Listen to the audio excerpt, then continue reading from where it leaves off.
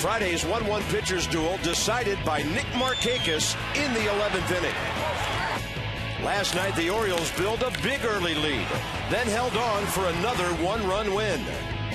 The finale features a classic power matchup, the hardest throwing starter in the league against the most prolific home run hitting lineup in baseball. It's a salvage operation for the Nationals. The Orioles, who played so well on the road this month, going for the sweep. Ryan Zimmerman's bat has come alive. 5 hits in the series. He needs a little more support in the middle of that lineup for the Nationals to beat the 27-14 Baltimore Orioles. Bob and FP, Jim and Mike along in a moment. And it's Stephen Strasburg today. Gets to be that definition of a stopper.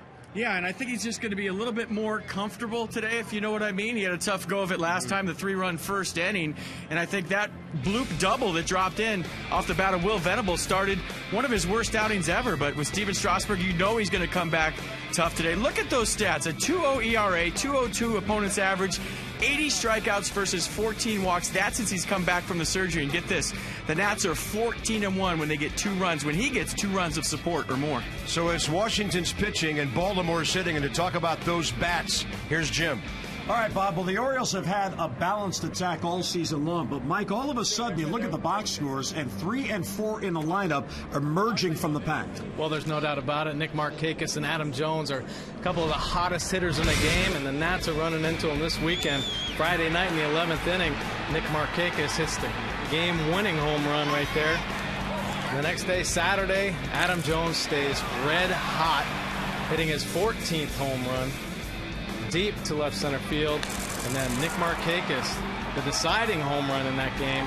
2 games in a row for Nick Markakis. So the Orioles offense is hot, especially the 3-4 hitters, probably the 2 best in the game right now. And they'll have to go against Stephen Strasburg, but the Nats have to contend with Wei-Yin Chen, who is undefeated. Lineups and first pitch are coming up.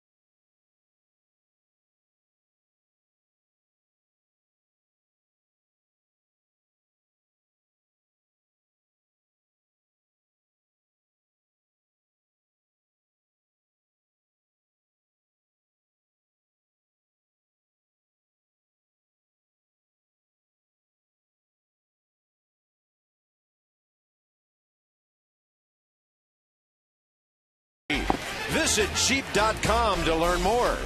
By Cholula, bringing the heat. And by Southwest Airlines. Find our fares only at Southwest.com. Amazing crowd last night of 42,331, way over capacity. And the Curly W is what everybody's hoping for, at least dressed in red today. The Nats take the field against the Orioles, who are poised for a sweep and playing some really good baseball. Visit Train.com for an independent Train comfort specialist dealer near you. It's hard to stop a train. So partly cloudy skies, 79 degrees. Bit of a glare up there. The sun will be peeking in and out for this 1:35 scheduled first pitch. Orioles are 7th in the American League in hitting, 3rd in runs, 1st in the Major League in home runs. In this series, Adam Jones is 5 out of 9 with 2 homers, 3 RBIs, and he's on that 11-game hitting streak and really doing it all for the Baltimore lineup. And that is brought to you by Southwest.com. Steven Strasburg, first time he ever faces the Orioles. He's 3-1 with a 2.25. And last time out for Strasburg was a short one. Tuesday against the Padres. He lasted just 4 innings, allowed 4 runs on 7 hits. He struck out 5, walked 2. It all started with a fly ball double that should have been caught off the bat of Will Venable. Led to a crazy 3-run first inning. He threw 81 pitches, 55 for strikes. So 2-seam fastball, 4-seam fastball, curveball change are what the Orioles will see from Steven Strasburg today. And let's set the defense behind Strasburg. Moore, Harper, Nady in the outfield. Desmond Zimmerman on the left side. Espinoza, LaRoche on the right side. And Jesus Flores doing the catching. Here's our AFCIA intelligence report as we get ready for this one. Orioles, second best only in all of baseball to the Dodgers, who are 27-13. The Nationals continue to strike people out, and Steven Strasburg is 3rd in the National League with his 56. And Adam Jones, it held again last night when he homers. The Orioles hardly ever lose. They are 13-1. Visit AFCIA.org, the association for IT pros. 5-year umpire Rob Drake has the plate. Joe West, the crew chief. First base, Sam Holbrook and Andy Fletcher, 2nd and 3rd. And we had an interesting talk with Rich Rieker before the game, talking about the check swing, and he clued us into what he teaches these umpires, what to look for on the check swing. So we'll keep an eye on that today. I would imagine with these kind of pitchers, you'll see a few. Yeah, just a few. A lot of guys uncertain against Strasburg and Chen. Here's Xavier Avery, who's had a really good series. On base 5 times. He's 3 for 7 with a couple of walks. And he has scored a couple. Well, partner, I got all my hot stuff in the right places. Let's do this thing. He said with great discomfort. First pitch of the game, it's a fastball inside and not catchable for Flores. And we're underway at 1:37. That gets a little buzz in the crowd. Xavier Avery off to a great start since his call up. 286 with an RBI, but speed is his biggest threat. Obviously can run him down in the outfield, but puts the pressure on the defense, and that's a key. Well, and he's played 7 games. He's been on base 6 of those games. They say you can't steal first base, but he's sure getting to first base plenty for the O's. 8 for 28. And I know it's early, but you're impressed with his on-base percentage, which is at .375. Well, he's shown great composure in there. Not easy for a young player to do. Here's a 2-0 from Strasburg. And Stevens' fastball was all over the place here the other night. He did get victimized by a routine out that fell in for a double, leading to early inning runs. But he would tell you that he didn't have command of his fastball for the most part. 3-1. Quite breezy. You might be able to hear it in our microphones. There is a stiff breeze blowing from the east right up the Anacostia River into the ballpark from the right field pole over to the left. That is strike 2. My scorecard just hit the back door of the booth right there with that gust. So 3-0 to a 3-2. Fastball down in the zone, gets a call, 97. The one before that was 98.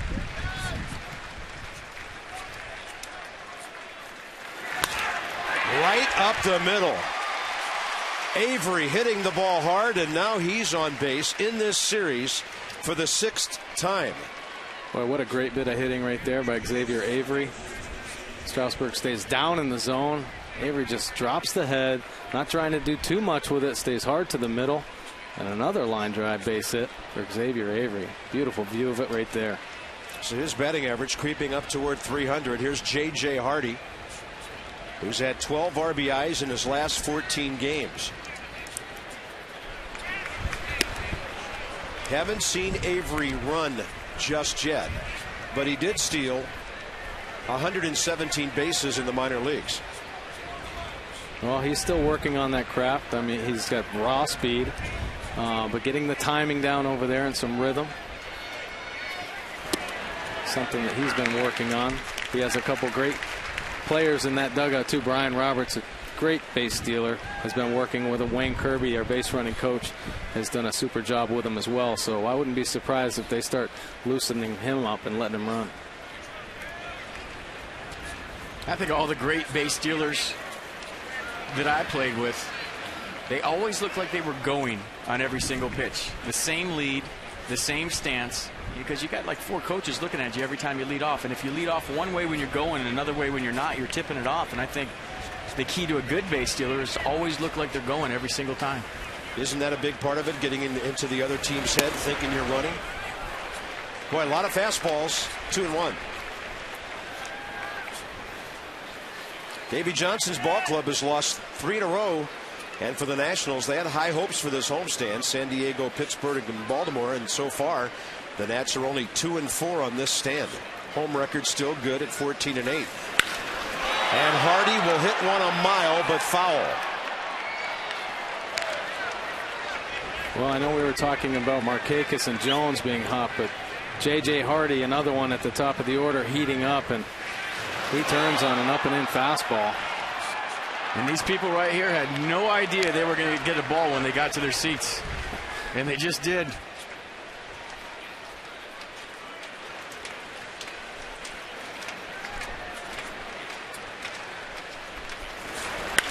Hardy will hit it out to center. Racing back is Bryce Harper. Finds his spot. Catches it on the track. And then a good decision by Avery to get to second base. Really good base running right there by Xavier Avery. Knows it's the deepest part of the park.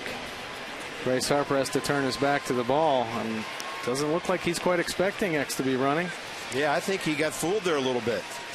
Well, to me, in a day game as an outfielder, priority number 1 is catching the baseball. It's not easy, especially when you got the shades on and the eye black and the ball's hitting the sun. So when you're going back on a ball, you have to catch it first. It's one of those things where if it's a routine fly ball and you're caught flat-footed with a guy tagging up, that's a different thing. But when you're going back to the track, you got to make the play. Here's Nick Markakis, 3 for 9, 2 of those hits home runs, and there's another base hit, and Baltimore takes the lead. They are swinging early in the count in this series and putting on a pretty impressive offensive show. Well, Nick Markakis jumps on this fastball first pitch. His bat speed is picked up, his bat angle is picked up, and he's going right directly to the baseball. Line drive to right field. Pretty much set up by Xavier Avery with the base hit and then a nice base running. Collects an RBI. Now I have to ask you something, Mike. It looks like down and in is his turbo zone, and the Nats keep trying, and that looks like his hot spot. Well, they keep going in there, and he keeps raking. He hasn't missed it here lately, I'll tell you that.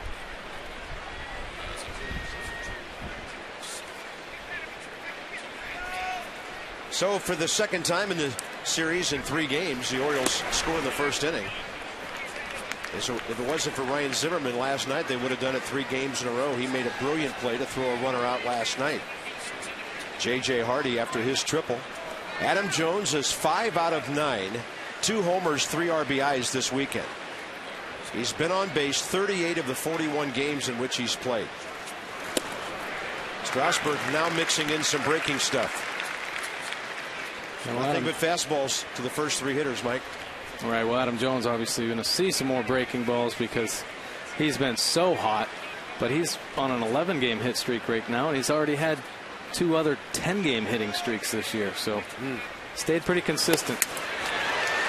There's that changeup. 88 on that one. He'll throw that changeup as hard as 90 or so. And it's got that wicked changeup movement to it. He's tried all 3 here in the first inning. Fastball, curveball, changeup, and it got Jesus Flores on the backswing.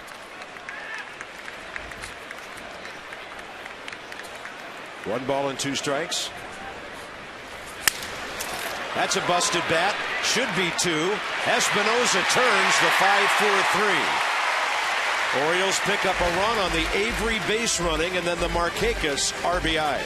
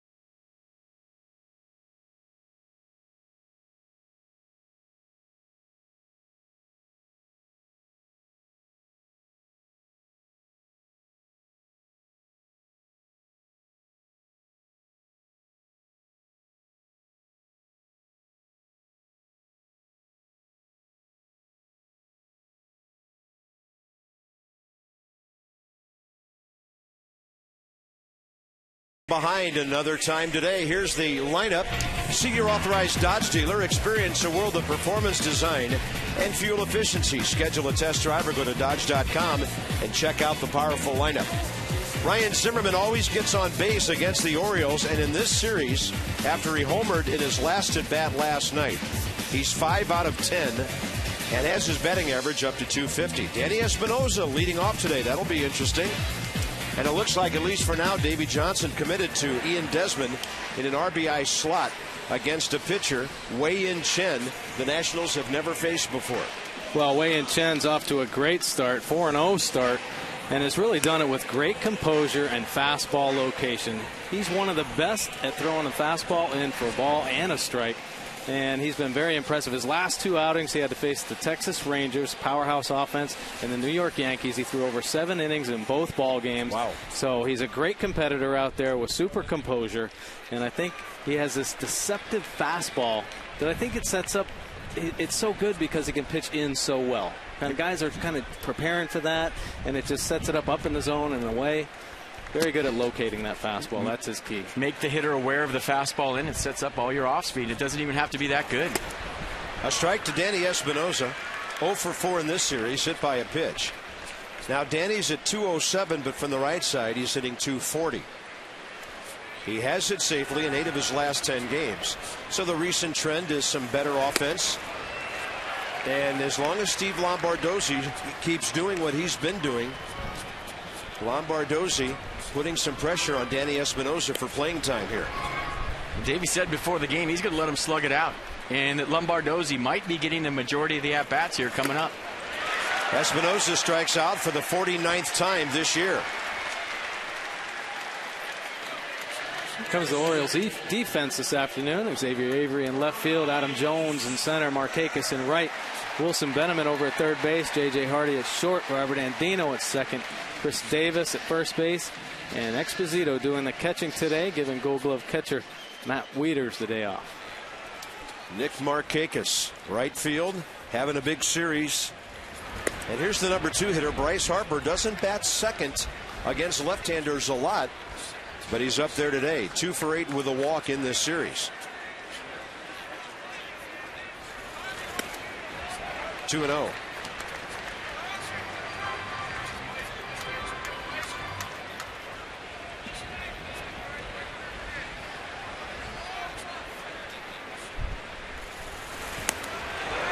Nasty breaking ball, 72 miles an hour.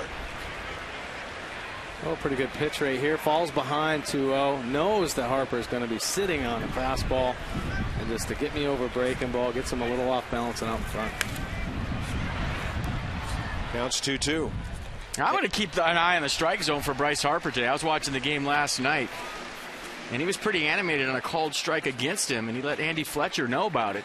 And for a young guy, sometimes they'll test you the next day when you show them up a little bit by putting your hand in the air and turning around and talking to an umpire. It's one of those things you'll realize as you go,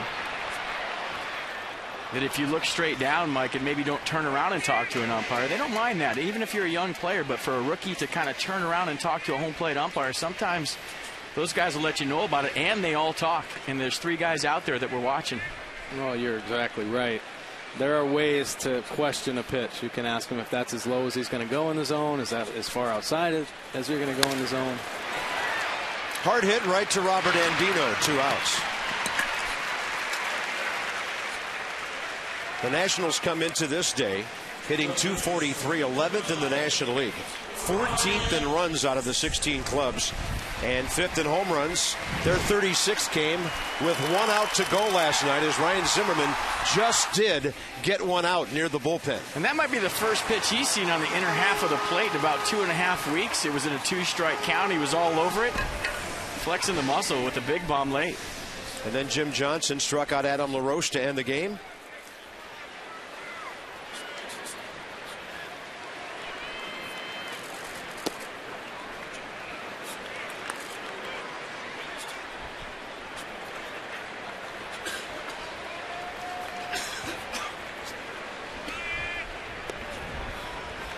Ryan Zimmerman batting average up to .250. He was over .250 a brief time in Cincinnati last weekend. That ball is blowing out of play. And the count's 1 ball, 1 strike. They have a bit of a countdown on here in D.C. Ryan now 27 hits away from 1,000.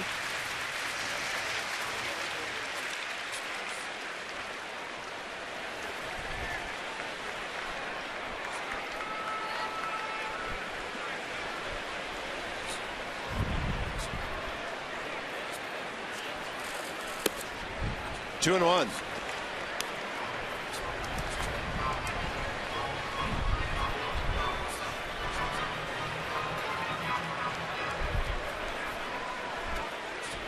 Outfield around to right center with Adam Jones.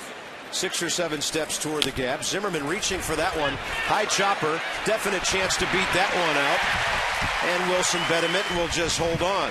Ryan Zimmerman is now 6 of 11 in this series. It took a while last night, but the Nats take care of it in the first inning today, folks. There goes the no-hitter. A little chopper off the plate.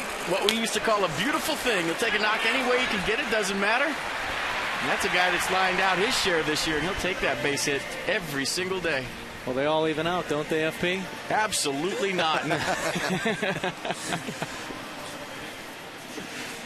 I guess that's what we would call an anti-Baltimore chop, huh? Whoever made up that saying, I want to find them. Yeah. They don't. Yeah. Lefty Adam LaRoche, and he's been pretty good against southpaws this year, but the Orioles have really pitched him well in this series. He has walked, but other than that, 0 for 9.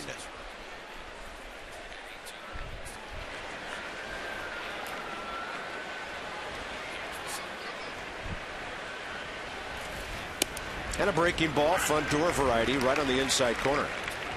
And this might be the kind of guy to lock in Adam LaRoche. Maybe pulling off a little bit the last couple of nights. A lot of changeups and two-seam fastballs away. We've seen him against lefties this year be good going the other way. Letting the ball get deep, thinking about using the whole field. Isn't that the key for lefties to have success? Keeping that front shoulder in, staying on the ball, driving it to right center. At least that should be their target. And then make the adjustments from there. Yeah, I can't tell you how many lefties I played with that said, thank goodness there's a lefty pitching today. That's how I get locked in. Stay back, go the other way. Real slow, don't be in a hurry. That breaking ball just misses up and away, 3-1. Chen wanted that one. Might have been a little up in the zone. Big breaking ball. It's slow on the same one he threw to Bryce Harper. Only this one just a touch outside. Adam LaRoche, 20 walks on the year. Top 10 in the National League. Good on base percentage. He's ripping there, and that scoots about a foot past the bag.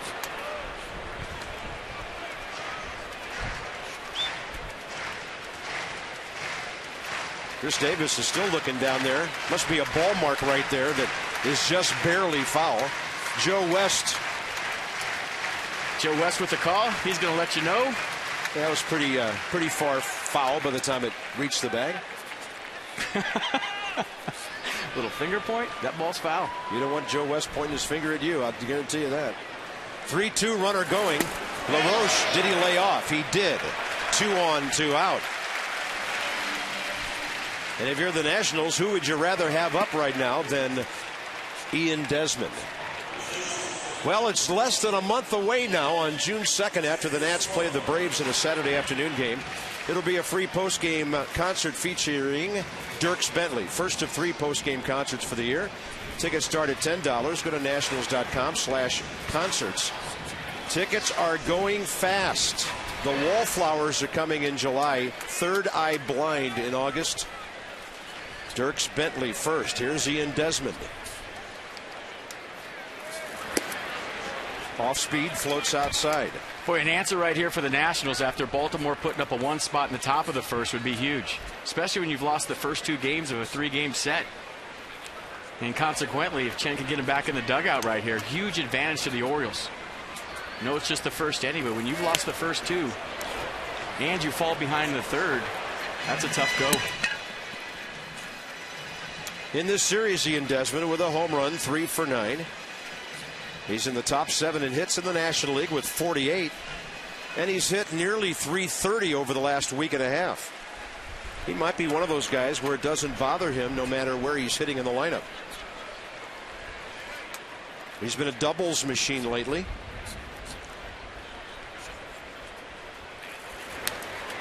Went reaching on what might have been ball 2, and now the count's 1-2. He was right on that, though. Fouled it straight back. And I think when you talk about Ian Desmond, I think he's going to do better in the 5th spot just because it's okay to hack down there. Maybe in the leadoff spot, he's not a true leadoff type hitter swinging at the first pitch of the game every night. And even though that's his deal, now it's more acceptable that he's lower in the order to go ahead and let it fly on the first pitch every single night, every at-bat. To where maybe in the leadoff spot, even though that's what he did, people would look at it and say, well, that's not what a leadoff hitter is supposed to do. Now he's hitting 5th. It doesn't matter. Go ahead and hack. Yeah, his on-base percentage is usually only about 25 points higher than his batting average.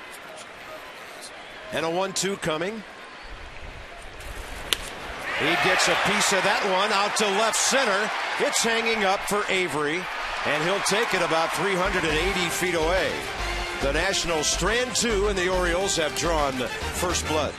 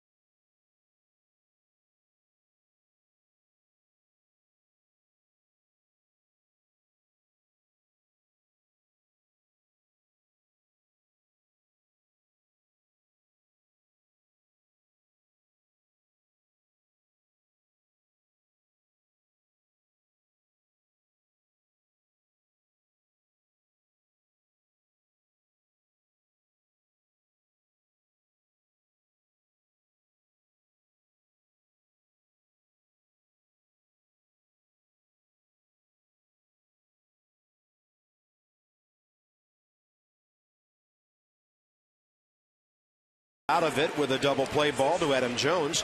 And now the second inning is presented by Luna. Call today for the Luna double. Get your second room of flooring free at 877-241-LUNA. Wilson Betemit, Chris Davis, Robert Andino for the Orioles. Top of the second. I'm not sure Strasburg threw a breaking ball until Adam Jones came out. Yeah, pretty much all heaters, 16 pitches. And I think he had 33 in the first inning, his last outing, so half the effort today.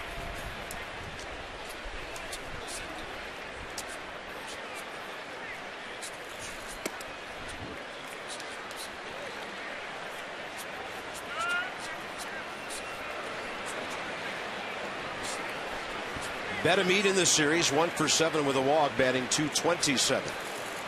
Strasburg slips one by him. There's that changeup. Right now clocking at 88 with severe down and away movement. That's really an effective pitch when you throw 97, 98 miles an hour.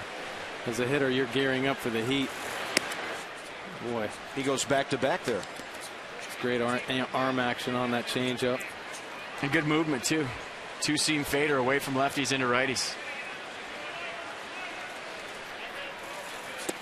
That one is right on the inside corner, 89. So he's gone triple changeup here. Yeah, we haven't seen that all season long. Back-to-back-to-back combos from Steven Strasburg. Tries to get him with 97 at the knees and misses, and suddenly a full count.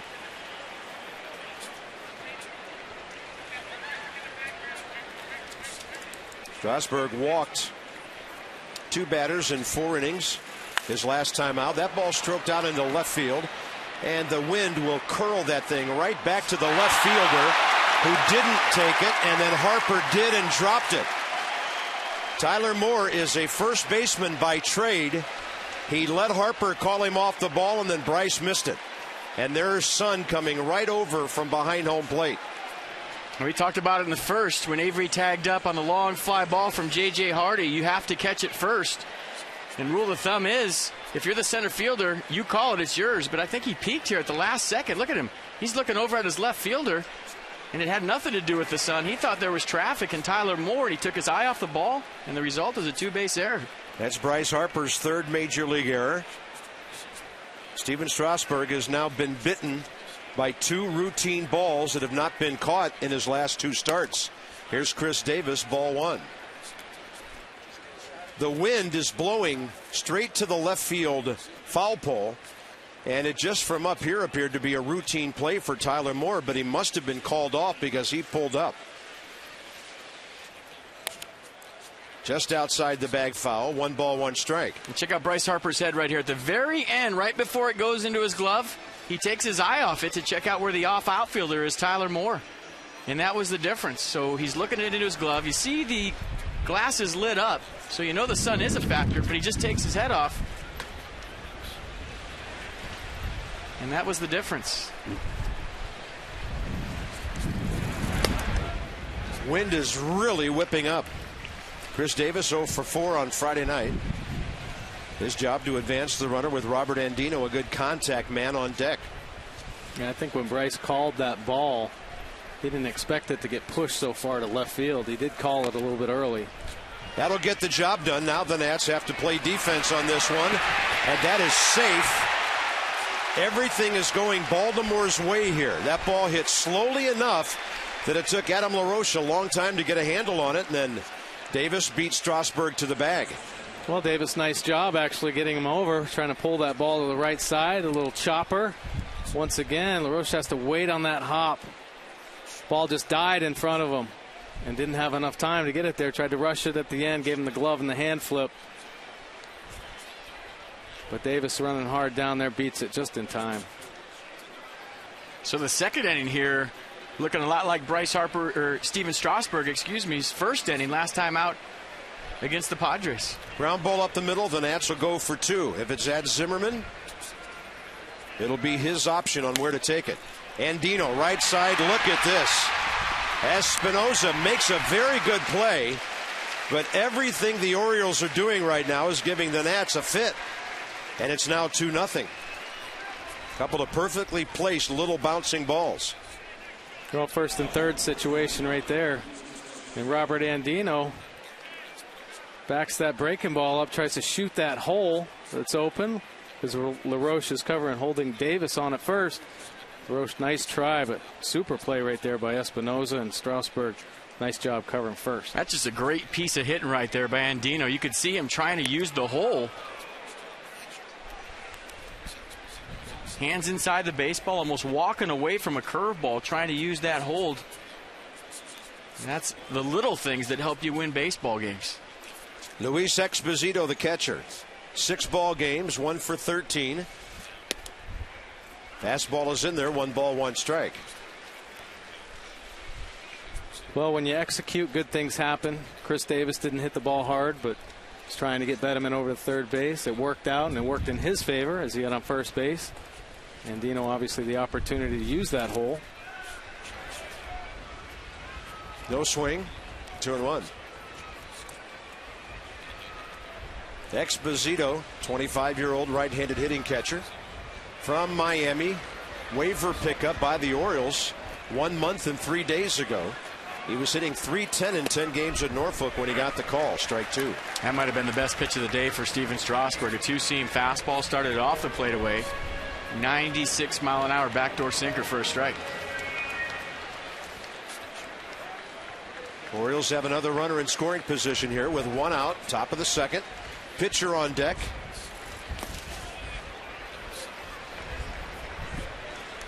And Mike, that was a great point you made about Bryce Harper not knowing how the ball was going to blow in the wind, and neither team took batting practice today. Neither team came out here until game time, and those are things you usually work on in batting practice. But day game after a night game, both teams chose to just play the game today. Well, you still go ahead, ball 4. But you still have to, even when you're sitting in the dugout, before the game starts. One of the checklists that you have as a player is check the elements. You check the wind, you check the sun, the field condition. So there really isn't an excuse. You're right. And I used to pick up grass in center field all the time throughout the course of a game, because when you're playing in a stadium, the flags might be saying the wind's blowing a certain way, but because of the configuration of the ballpark, the wind would be different on the ground or would change throughout the course of the game. So it was one of those things where I always picked up grass in center field, threw it in the air, and found out which way the wind was blowing that inning. Sure. Perfect bunting opportunity for Wei-Yin Chen's first major league at bat.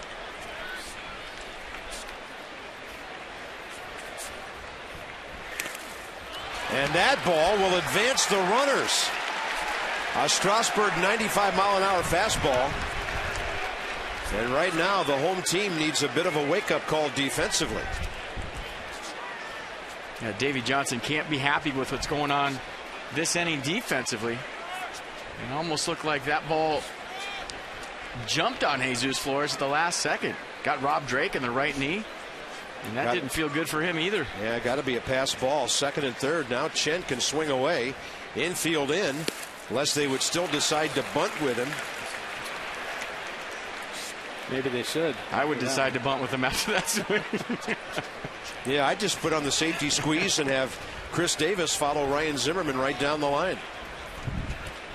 We'll see how the Orioles play it here. Game situation. Buck Showalter has managed quite a bit in the National League. He understands this whole pitcher hitting thing. That's a called strike on the corner. 1-2. First big league at bat. Guess who you're facing? Steven Strasburg. Go get him.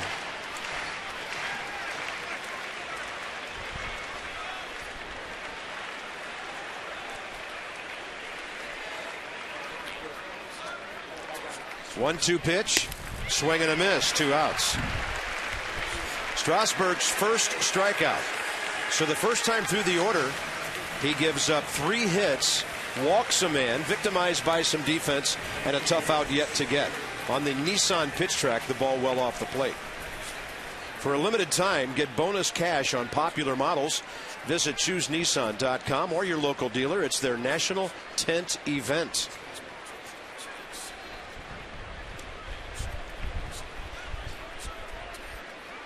Here comes Xavier Avery again. In this series now, 4 for 8, a pair of walks. He has scored 3 runs. That was a filthy changeup. And there's times when it's his best pitch. Everybody thinks 98, 99, triple-digit fastball at times. But the curveball change combo have been outstanding so far this year. Well, I'm not comparing Strasburg to Nolan Ryan, but I know I got a chance to face Nolan Ryan at the end of his career, and all you heard about growing up was the Nolan Ryan Express, so you'd expect his 100-mile-an-hour fastballs. Well, nobody told me that he had a filthy breaking ball. And when he threw one of those to me, and I went back to the dugout, I was like, are you kidding me? I didn't know his curveball was that good. All you hear about is Nolan Ryan Express. Well, Strasburg's much in the same with great fastball, but boy, nasty change and breaking ball. A lot like Roger Clemens used his changeup late in his career. 2 balls, 1 strike. Whoa, way outside. And Clemens' split changeup might have been the best I've ever seen. I faced him in Toronto a couple of times, and the fastball split combination came out of his hand the same way as the fastball, only about 10 to 12 miles an hour slower, broke down and away from a lefty. Unhittable at times. Even if you anticipated it was coming, you had no shot. 3-1 pitch. 3-2. Well, that'll tell you a lot about what Steven Strasburg thinks of Xavier Avery. A 3-1 changeup with first base open. So a guy that throws 97, 98 goes to the changeup in a hitting count against a guy who's shown that he can hit in this series. Oh, next thought that was going to be an up and in fastball. Great life on that changeup. Throws him another one, and Xavier Avery way out ahead of it. The second inning is going to be a long one for Strasburg. 16 pitches, 10 strikes first inning. J.J. Hardy on deck. And in this inning, he's already thrown 29 pitches.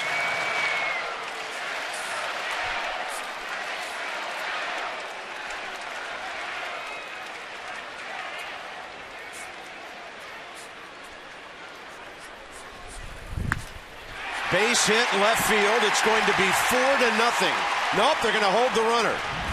That's a catcher running, Exposito. And with 2 outs and the kind of hitters coming up, that may be a good call by DeMarlo Hale. Well, I think it was a good call. Even though there is 2 outs, you have J.J. Hardy, who's another one of the Orioles' hottest hitters. Great job. Xavier Avery saw 4 changeups that at bat and a 3-2 changeup there at the end, and he just waits on it.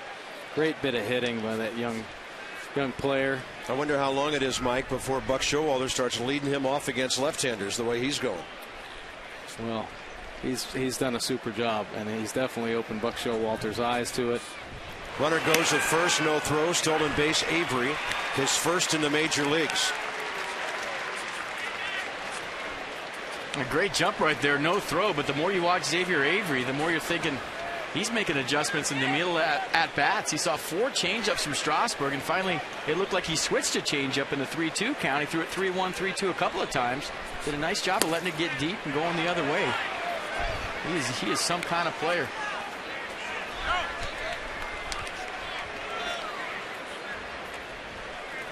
For a young guy against a guy that throws in the upper 90s, to go, okay, you're going to throw me the changeup, I'm going to sit on it. It's impressive. Strasburg gets a call on the breaking pitch, 1-2. Orioles with 4 hits already.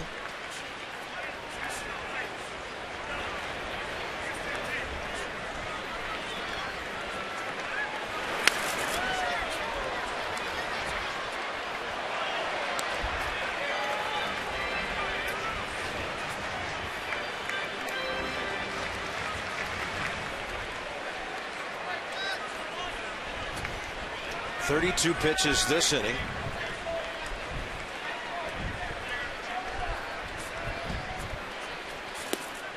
And he gets that one down low. It'll require a throw. And the Nationals are out of the inning, but the Orioles pick up 2 unearned runs because of a drop fly ball in left center.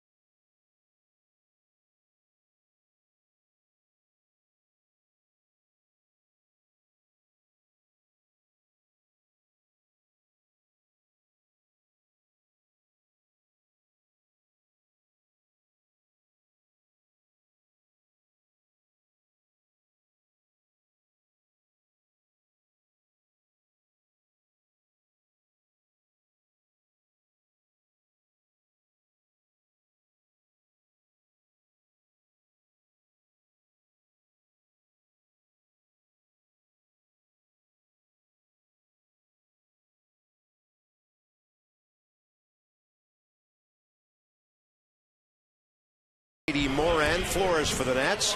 When you come to a home game, check out the memorabilia in section 112 and 113. Nationals game used, autographed, and team issued memorabilia available at every home game. Log on to memorabilia@nationals.com. That's a dirty jersey worn on Jackie Robinson Day. Nicely done. Somebody went head first just like Jackie would have.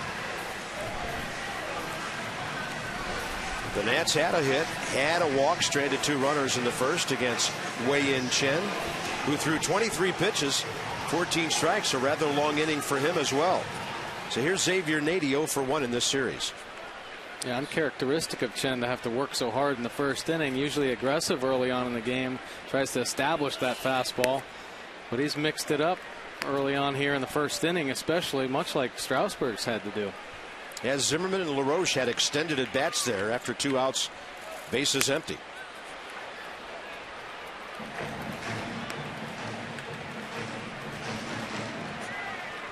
Well, that was a huge strikeout for Steven Strasburg to get out of that jam. Getting J.J. Hardy there to end the second. He gets a base hit, and it's 5-0. The way the Nationals offense has been going, that looks like a big hill to climb.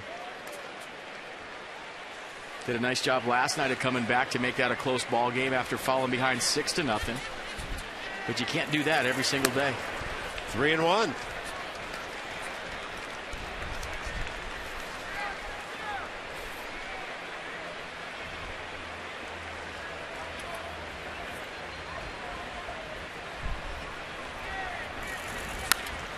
And Nady will pop it up. Short right field. The wind will hold this one up and require a catch by Robert Andino, looking straight up. I think at first they thought that was easily going to carry to Markakis. This day in history brought to you by Ocean City, Maryland. OCOcean.com. Click on Summer of Thanks for special deals and discounts. And the St. Louis Browns, this has to be one of the few times they ever swept the Yankees. Pete Gray, the one-armed outfield player, 3 hits, drove in a couple, scored the winning run in game 2. And that's courtesy of nationalpastime.com. Pete Gray. And of course, the St. Louis Browns would one day become the Baltimore Orioles. Tyler Moore goes up swinging, high in the air. Left field for Xavier Avery. That wind is really playing with some fly balls today. Well, it sure is. That fly ball to Xavier Avery took him down the line. I think Avery thought it was going to be a little deeper. Looked like it knocked it down the left field line. And the way Robert Andino caught that pop-up, that's a nice job of creating an angle so the sun's not in your eyes. You used to do this at shortstop all the time, Mike. The sun's right behind home plate, so as an outfielder, you catch it to where you're facing the stands and you take the sun out of it. If he's facing home plate right there, he's looking right up into the sun. But because he looked that way, you take the sun out of the play. Bases empty, 2 outs, and Jesus Flores the hitter.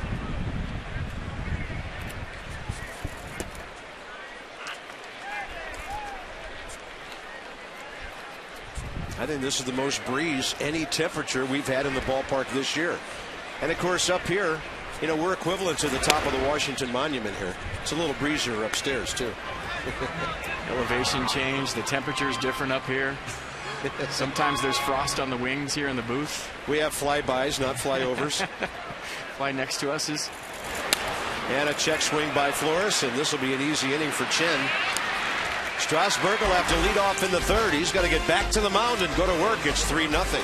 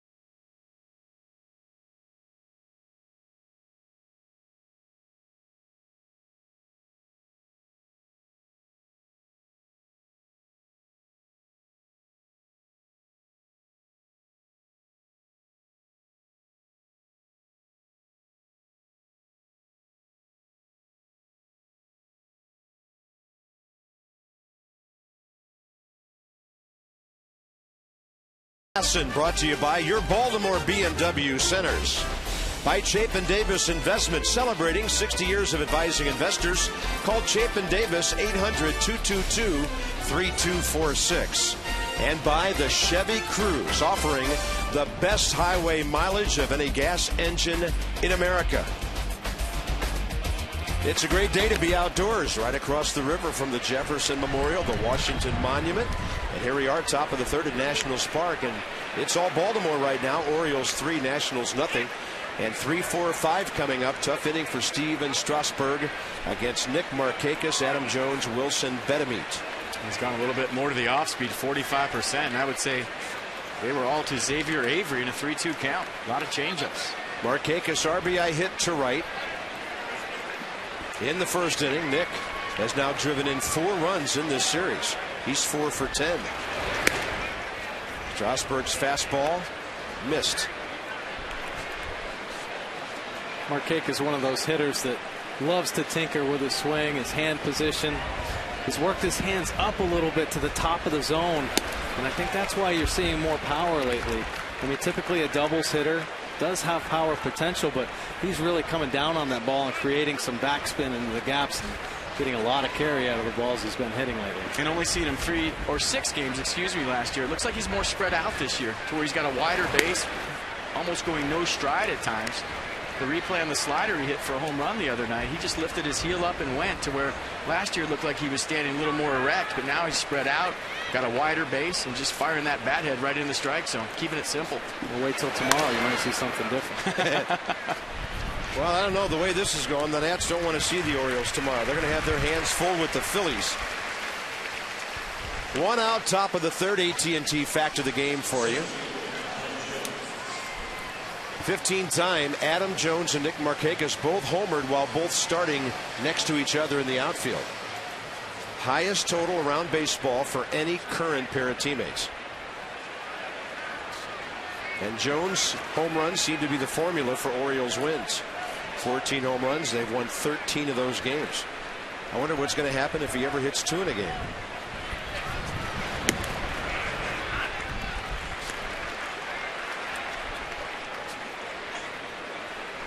Hit into a 5-4-3 double play engineered by Ryan Zimmerman.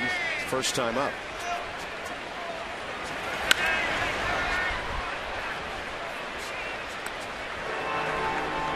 Well, I know the other day you were talking about Adam LaRoche, the game slowing down for him. I think it's the same thing with Adam Jones at the plate.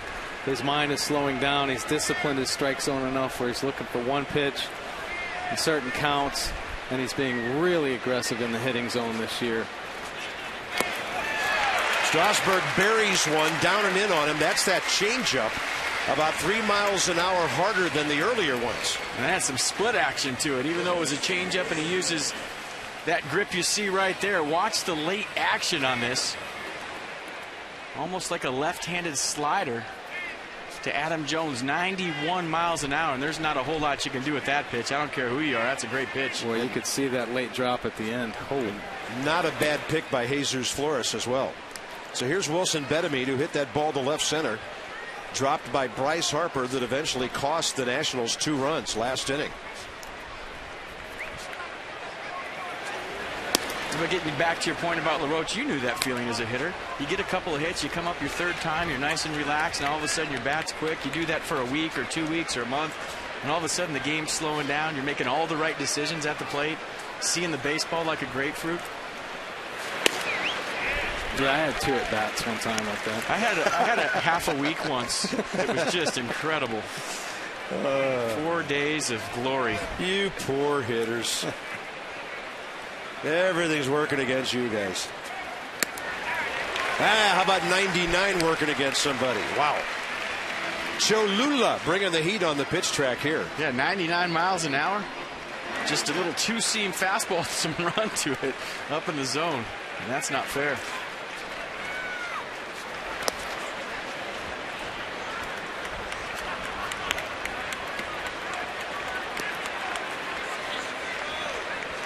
I think he's thrown more changeups than fastballs. It's pretty close. I know that. And sometimes he's a field guy. He gets a feel for that changeup, and maybe not his fastball. He'll go to whatever he can to throw a strike. 3-2 pitch, got him. Well, it's been great working with you guys for the last 44 minutes. Jim Hunter is on the way. Bottom of the third coming up. Strasburg will lead off.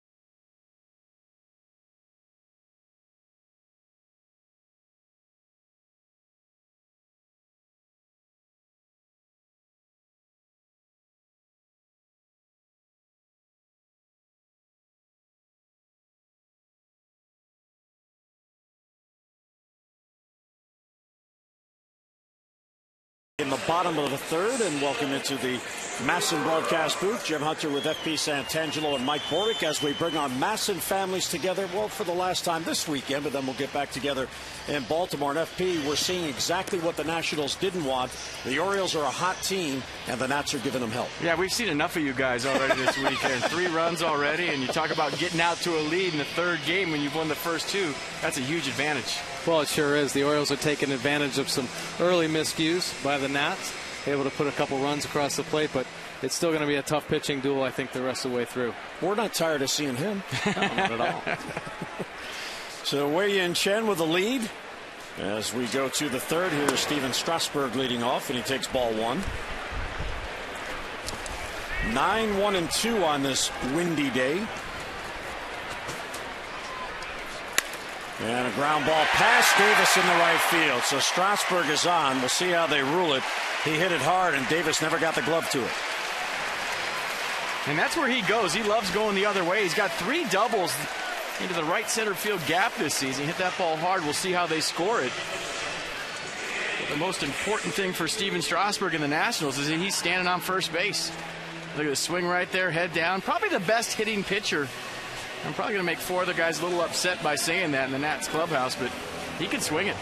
It is ruled a base hit, so he is on with a leadoff single with his 5th base hit of the year.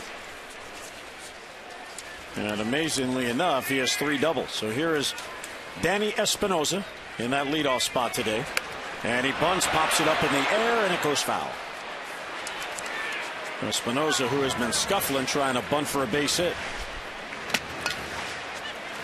3 for 20 on the Nationals homestand, which concludes today. And usually a better hitter from the right side of the plate than the left side of the plate. And I think when you talk to Davey Johnson, talked to him this morning, Steve Lombardozzi going to be getting a good look against right-handers. And this is a good opportunity for Danny Espinosa to get something going against left-handers. Well, I know Espinosa a little bit frustrated after 3 pitches his first at bat. 3 fastballs. Sit down. And a foul back. Espinosa quickly down in the count 0-2 for Wei-Yin Chen. 1 strikeout and 1 walk, both coming in the first inning. He set down the side in order in the second inning. And he would be the opposite, Mike, of what we were talking about an inning ago with being relaxed, seeing the baseball. And you and I have been there too. Your brain scrambled. You're thinking curveball, it's a fastball. You're guessing wrong. You feel like you need to swing at every single pitch because the game is sped up. It's moving even faster than it does normally. Yeah, you feel like you're 0-2. When you step in the box, it's an 0-0 count, and you already feel like you're behind. 0-2 in the on-deck circle. That's what I used to say when I was struggling. That's not good. Well, ball and 2 strikes on Danny Espinosa. Strasburg has a modest lead. Oh, a good hack there, and he fouled it straight back on the screen. Espinosa has 3 home runs on the year. Wei-Yin Chen, even though he's a fly ball pitcher per se, he keeps the ball in the ballpark. He's only allowed 3 home runs on the year, and all 3 of those home runs have been allowed at Camden Yards. He has not allowed a home run in any of his road starts. 1-2 is a base hit down the left field line. He hung it, and Espinosa was all over it. Avery running it down. Strasburg is heading to third. He'll be held. And the Nats have something going here in the third. Second and third and nobody out. So you let the pitcher get a hit, and then you hang a breaking ball when you're ahead in the count, and here come the Nats. A nice job with 2 strikes, especially after you had a 3-pitch C your first time up. Danny Espinosa sticking his nose in there and fighting, hitting the ball down the line. Anybody but Steven Strasburg scores right now. But for Danny Espinosa, he feels like he went 4 for 4 right there with getting a double. That's a nice job of hitting with 2 strikes when maybe things aren't going your way. Well, the first breaking ball he's seen from Chen, and he puts it in the right spot. It's a good at-bat. Here's Bryce Harper, who grounded out his first at-bat, and despite being a left-handed batter, he has hit very well against left-handed pitching. And a good cut, and he fouled it off. And Mike, this is one of those situations, if you're Chen, now you have a 3-0 lead. The Nationals could score here, but what you want to prevent is that big inning. If they get the guy in from third, don't let the guy in from second. You have to make quality pitches. That's the key. Continue to pound the strike zone, make quality pitches, and get yourself out of these jams. Staying from the stretch. And the 0-1 bounces. Nice block by Exposito. And I think from an offensive standpoint right here, you have to seal the deal with nobody out. When you're struggling as a ball club to score runs, if you don't get the runner in, the first guy, then the second guy presses a little bit, and then the third guy has no shot. So for me, it was always, you hope that first guy gets the job done with nobody out, then it takes pressure off everybody else. All about execution. Harper grounded out sharply his first at-bat. And he fouls off an off-speed pitch. Cued foul the other way. Beautiful block the pitch before by Espinosa, keeping that ball in front with runners in second and third.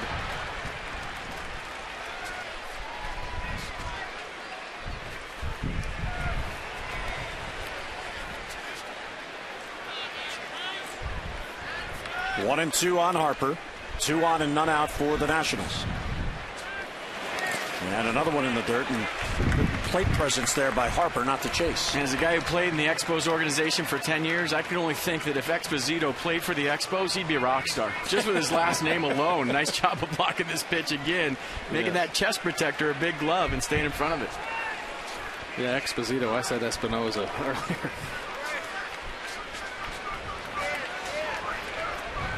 Well, 2 and 2 on Harper. Chen really taking his time with the runners on base. Just off the plate. Good take, and it's 3 and 2. Well, Chen throws his slider. Breaking ball on the outside corner of the plate.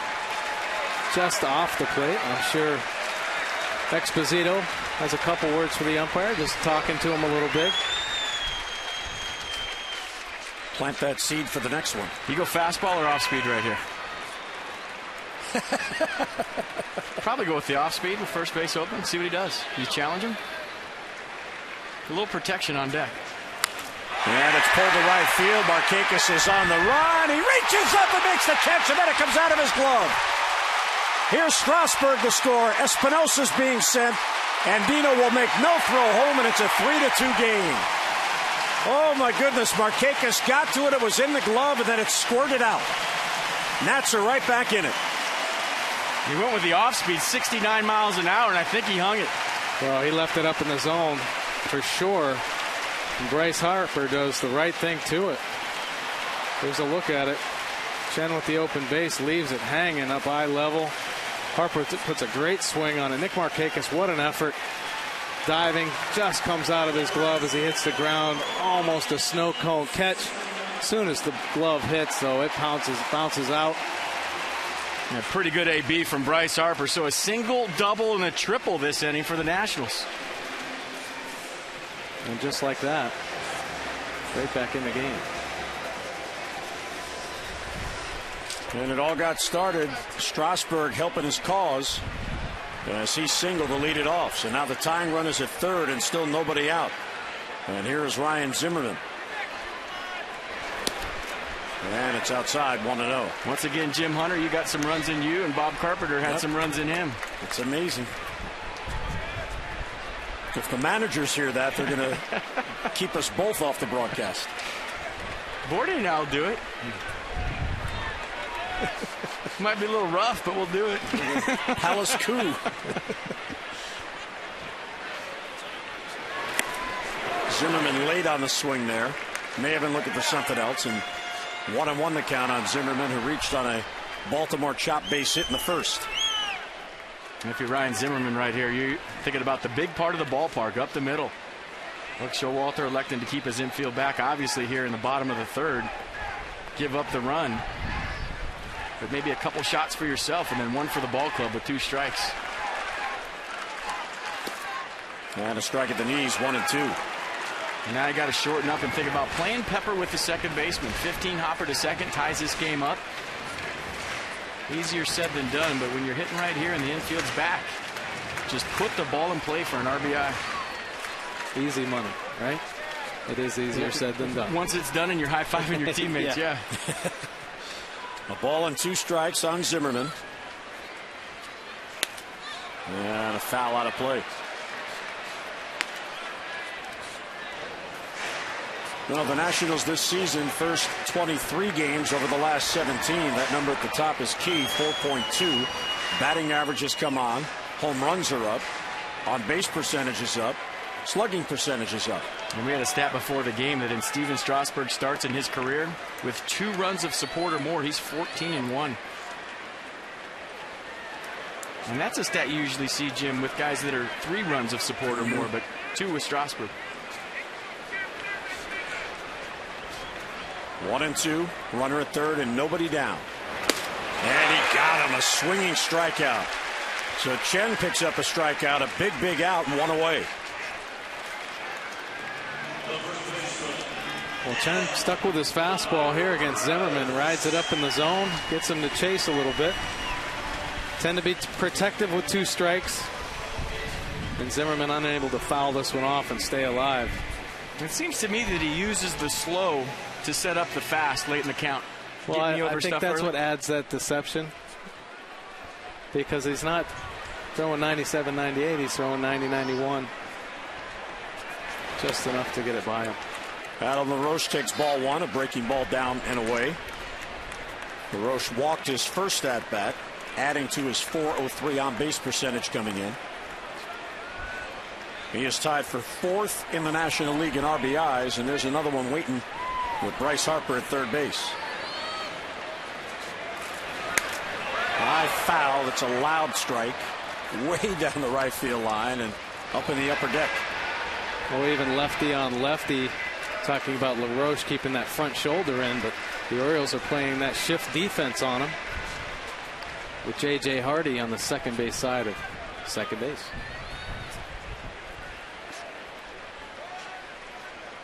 One and one. And Chen misses low.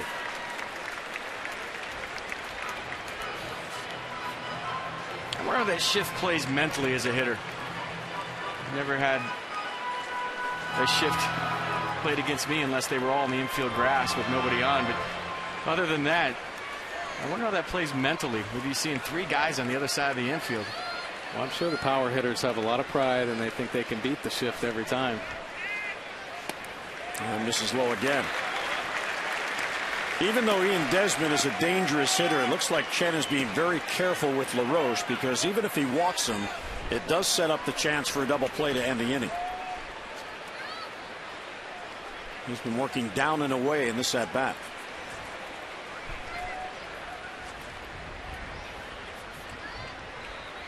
And the 3-1 is outside, ball 4, so not even close on that one. LaRoche has walked for a second time today. And it is 1st and 3rd now for the Nats with 1 down. The Maryland Lottery strike it rich contestant of the game is Geneva Finch of Baltimore. Geneva has already won $500, and for every strikeout the Orioles pitch during the game, Geneva wins $100 more from the Maryland Lottery. See how you can turn non-winning strike-it-rich scratch-offs into cash and enter to win great Orioles prizes at mdlottery.com/strike-it-rich. And Chen has 2 strikeouts, so 200 more. There you go. Rick Adair out for a short visit with Chen just to break up a little bit of the rhythm here. Remind him what he needs to do. Keep the ball down in the zone. Try to get a ground ball in this situation. And he probably told him that Ian Desmond is swinging. I'm sure they already went over that in the pre-series meeting. A guy that likes the first pitch a lot. Chen very effective with his changeup and his slider, hitting that spot down and away. So I wouldn't be surprised if you see that pitch. So the infield, the double play depth, and an off-speed pitch. He swung through it. Only the Blue Jays have turned more double plays than the Orioles in the American League. The Orioles have turned 49. Toronto has turned 53.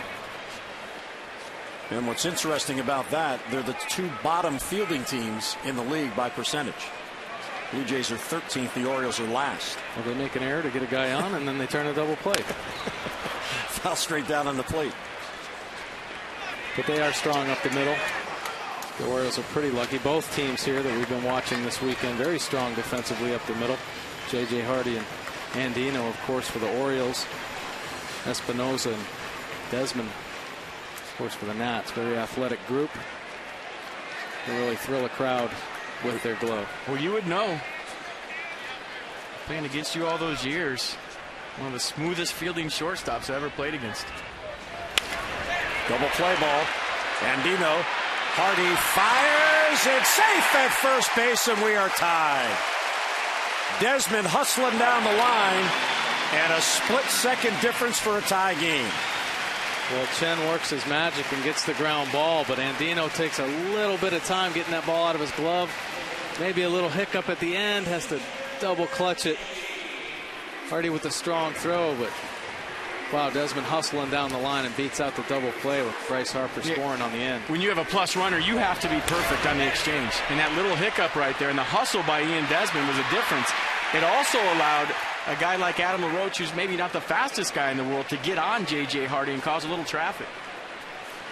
So the Nats have battled back with a 3-run bottom of the 3rd, and we are even in the finale here of this series. Davey Johnson's team trying to avoid being swept. The Orioles are looking to complete what would be their 5th sweep of the series on the year. Having already won the first 2 games, they are assured of the series win, so they're now 10-3-1 in their 14 series. Fastball's high to Xavier Nady. And we have the unique situation in this game today where each team has a Xavier. When's the last time that's happened? Xavier Avery in left field, Xavier Nady at the plate. I can't recall the last time that's happened. And the Nats have a Xavier Paul in AAA. He should have been called up for this series. And it's low ball 2, and Chen throwing a lot of pitches in this inning.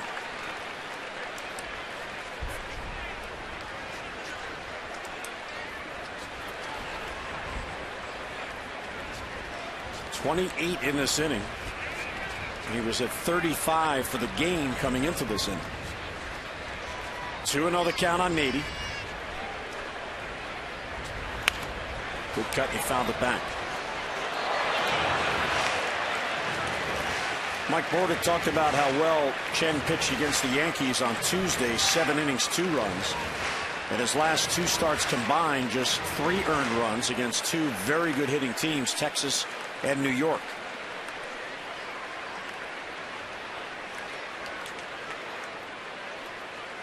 See if Davey Johnson sends the runner on 2-1. Chen thinks so he throws over. The other thing in this game, we talked about this a bit the other night, is a key for a pitcher. How many men get on base? Both these pitchers are very good. Chen allows only 11 base runners per 9 innings. Strasburg's even better, 9.75. So he's even below 10 in single digits.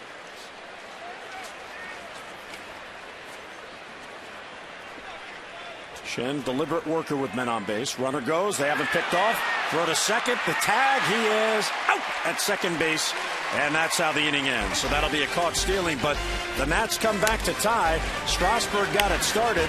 Then a double down the line by Espinosa. And Bryce Harper with a 2-run triple. 3-3 game as we head to the 4th.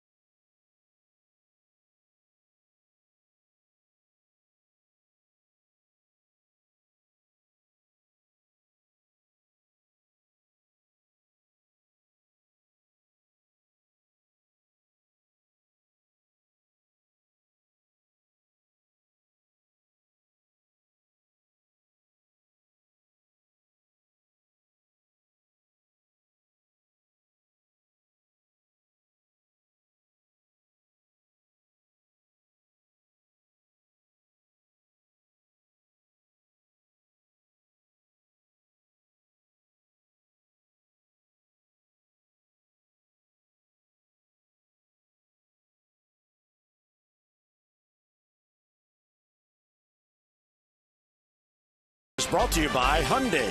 If it's fuel efficient, affordable, stylish, and safe, it's probably a Hyundai. There's a beautiful view of Capitol Street, and there's the U.S. Capitol. Beautiful rotunda. Time for our DynCorp International Troop Recognition. We serve today for a better tomorrow, and several members of our U.S. Armed Forces here as guests of the Nats. And they get recognized on the big screen in center field, and they should be, for all they do for us. So Strasburg is back in the game. His defense betrayed him in the second inning. Orioles scored a couple, so we're back even at 3. He's got to feel like he's starting this game all over again. Chris Davis, Robert Andino, and Luis Exposito. And there's a strike in the outside corner. Strasburg is 1-1 at home and 2-0 on the road. Weak ground ball foul, and it's 0-2. Chris Davis remains in a long home run drought. He has now gone 58 consecutive at-bats since his last home run, which he hit on May the 1st. Well, Chris has been a little bit streaky, but kind of found his stroke in Kansas City with some base hits, and I thought just that comfort of being able to hit some singles and get the bat head on the ball might free his swing up a little bit. Might see some more long balls.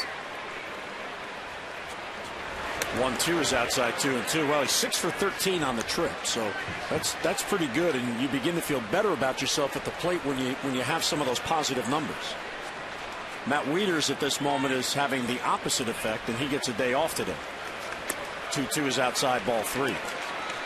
Matt is 0 for his last 18, and he's in a 4 for 40 drought. So a good day to have a day off for Matt. Matt's caught a lot of innings so far this year in the first month and a half of the season. 3-2 is called. Strike 3. Davis started at first base. He thought he had the walk. Rob Drake says otherwise. So there's strikeout number 5. Here's the Cholula pitch tracks. 97-mile-an-hour two-seamer. Good frame on the back end from Jesus Flores. I think that's what sold the call. Might have been off the plate, but he stuck the fastball in the outer half, just turned his glove in a little bit. I'm sure Buck Showalter didn't like that, but a borderline pitch goes the Nats' way. Strasburg was pounding that zone up and away. That hole at bat on Davis. Got the call at the end.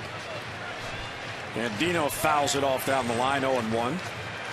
Robert, an RBI ground out his first at bat.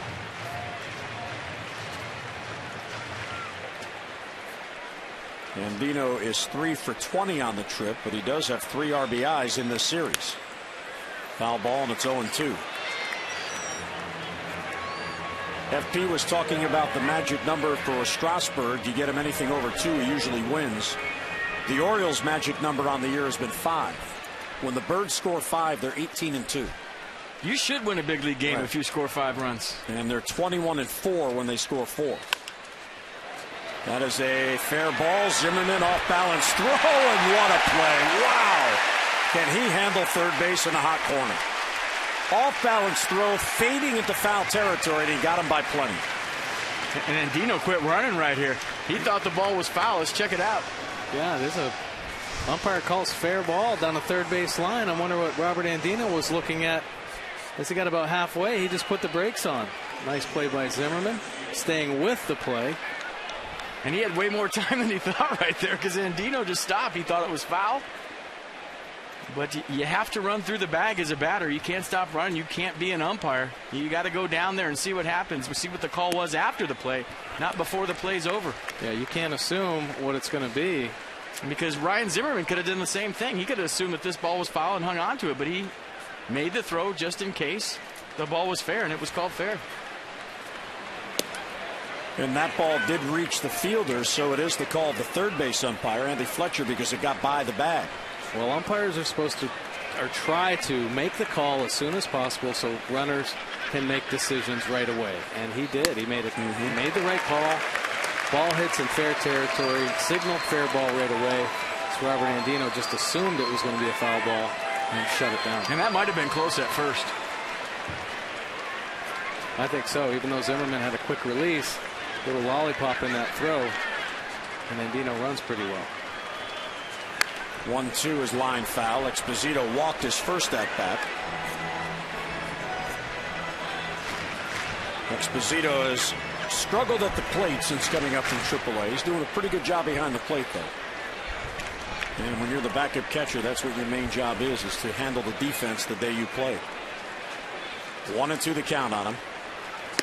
And Strasburg misses inside with a 97-mile-an-hour fastball. Well, Strasburg with 61 has jumped over his teammate for the NL strikeout lead. Gio Gonzalez with 60. And Hamels with 58 right behind them. Outside, ball 3. So if nothing else, Mike, Exposito making Strasburg work for this out. As he got ahead in the count, now it's full. Well, he's getting pitched tough, up and in, and then a nasty slider down and away. Can't believe he laid off that pitch. Good take. And he looks over strike 3 as Strasburg got it right in there. So 2 strikeouts in the inning, 6 for the game, and back-to-back 3-up, 3-down innings for Strasburg. We are tied 3-3 mid-4th in Washington.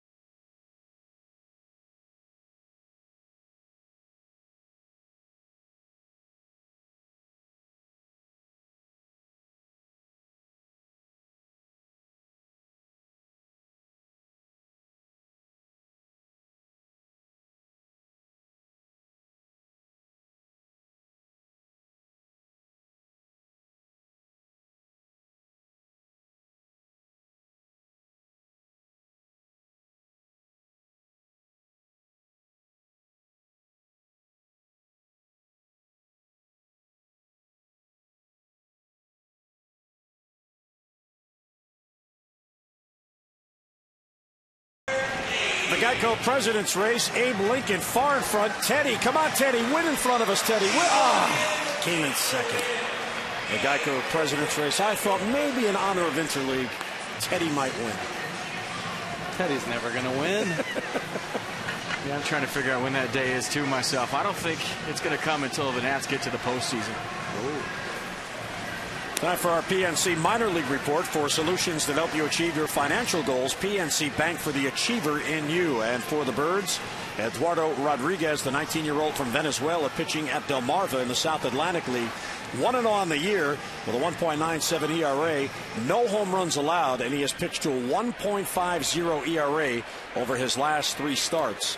So Eduardo Rodriguez is really getting noticed in the Orioles system. Well, not only Eduardo Rodriguez down in Delmarva, but there's a nice group of young players in Delmarva. And I can't wait to head down there and check them out, because a lot of young 18, 19-year-old guys doing a super job.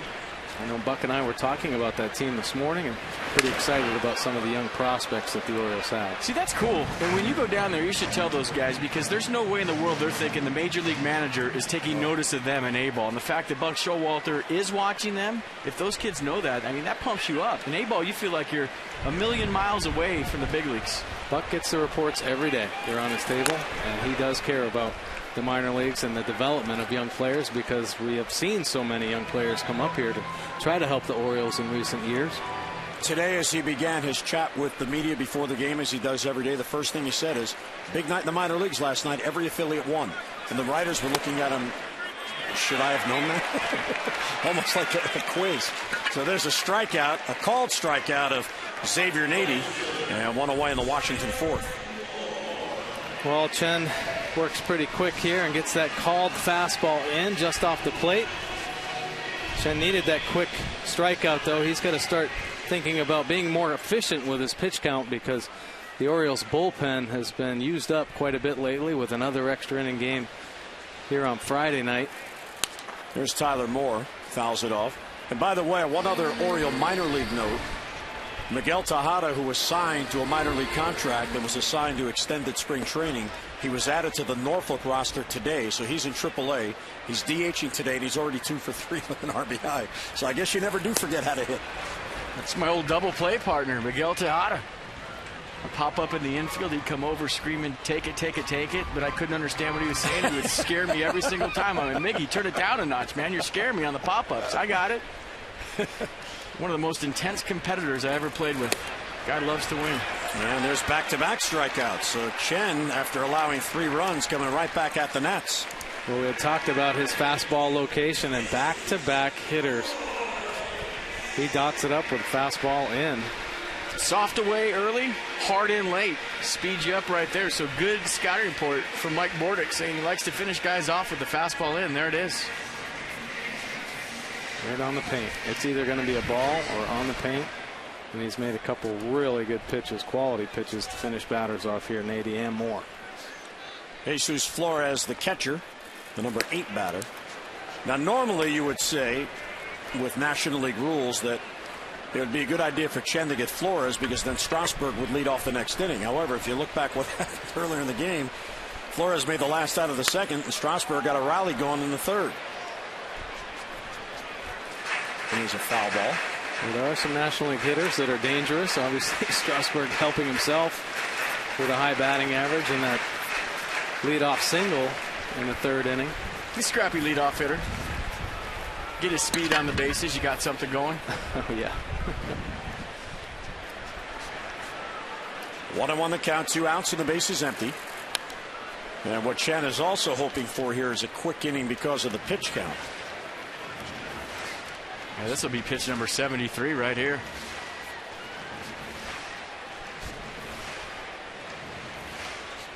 Well, he's been pretty good lately. The last 2 starts we talked about getting it in the 7th inning. And he's had the transition because in Japan, they pitch on 6 days rest. So he's kind of getting used to the 5-day rest. I think his body's getting used to it, and he's starting to build more endurance and feeling more comfortable out there pitching every 5th day. Fortunately, today his pitch count up just a little bit. 2-2 the count with 2 down. Fly ball towards right center field. He got a lot of it. Back it goes, and that ball is gone. Jesus Flores the opposite way, and the Nats are on top 4-3.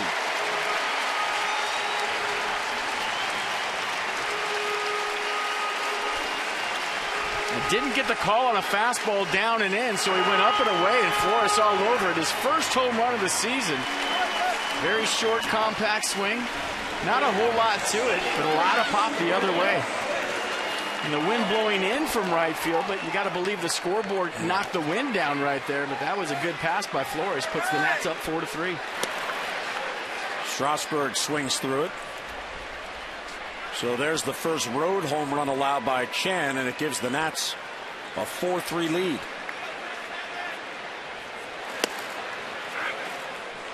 And check out the swing one more time.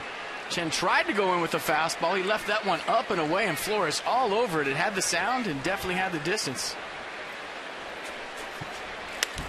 Strasburg to left field. Avery back at the wall, and it's out of here. The pitcher has homered. On an 0-2 pitch, Strasburg hits it out back to back, and the Nats lead it 5-3. Just like you draw it up, back-to-back homers from your 8 and 9 hitters. And one being a pitcher. Unbelievable, and that lit this crowd up. And they've been waiting to cheer for something all weekend long, and they got it right there. And that's curtain call time for Steven Strasburg. They're still on their feet. The dugout's going nuts, and how about that? I told you he could hit before the game. I didn't know he had that in him, and they want him out.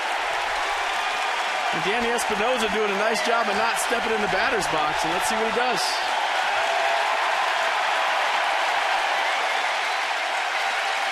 So the curtain call for Strasburg, who fell behind 3-0. Couple of unearned runs in the second.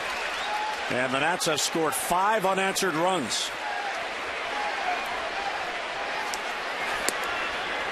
And what will really upset Chem when he looks back at the tape is the fact that he was ahead of both hitters. Both home runs were 2-strike home runs, and Strasburg was 0-2. Well, the first hack that Strasburg took in that at-bat, you were thinking that he was thinking, I'm going deep too. He missed the pitch, but then he got one late in the count, and it barely got out of this ballpark. A nice effort by Xavier Avery. He almost caught that ball. So the Orioles, the home run club, have been out homered 2-0 here today. And that pitch was up from Chen. Well, he's living pretty dangerously. It's unbelievable how mistakes get hit in the major leagues and how far they go, up in the zone especially. So another 1-2 count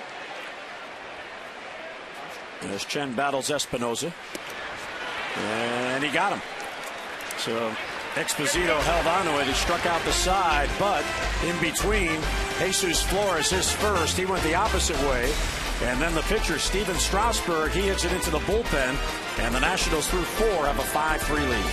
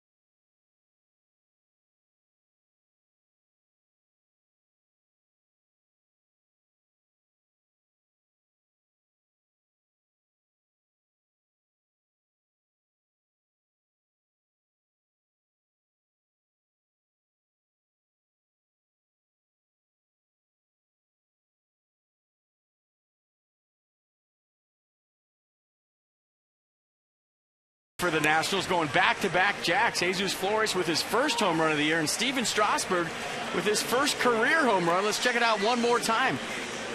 A hanging off-speed pitch from Chen, and Strasburg all over it.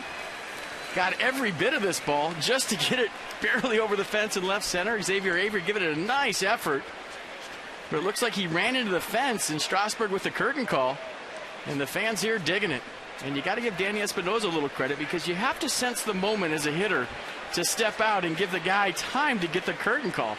How many curtain calls have you seen spoiled by a guy getting right in the batter's box and hitting you? I'd probably spoil him, because I was certainly never used to a curtain call, that's for sure. You got to have a sense of the moment as the hitter and let it breathe a little bit so the guy can come out and give the curtain call. And here's Chen leading off the inning for the Orioles, and he's quickly 0-2.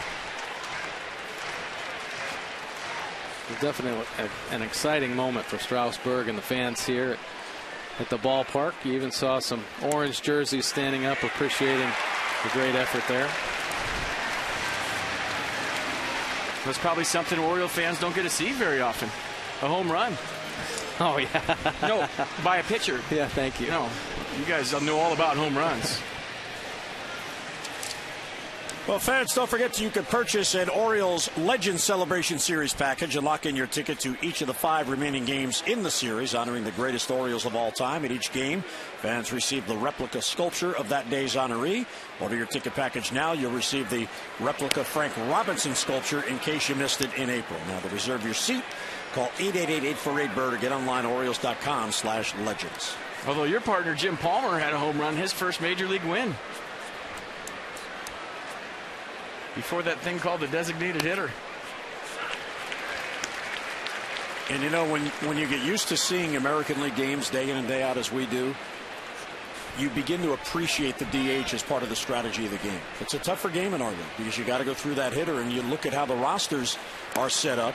As Avery swings through, David Ortiz in Boston. I mean, clubs are built. The Orioles are actually unique in that regard. They really don't have the prototypical DH. Buck moves it around, which is what he wanted to do, but it's tougher to pitch in our league. Well, it's definitely tougher to pitch in the American League, but I would say there's way more strategy in the National League by far, as far as when your pitcher's coming out, do you pinch hit for him, and pitch count and all that stuff. But yeah, as far as cutting through 9 hitters versus maybe in the National League a weaker 8 hitter and a pitcher, it's a whole different animal.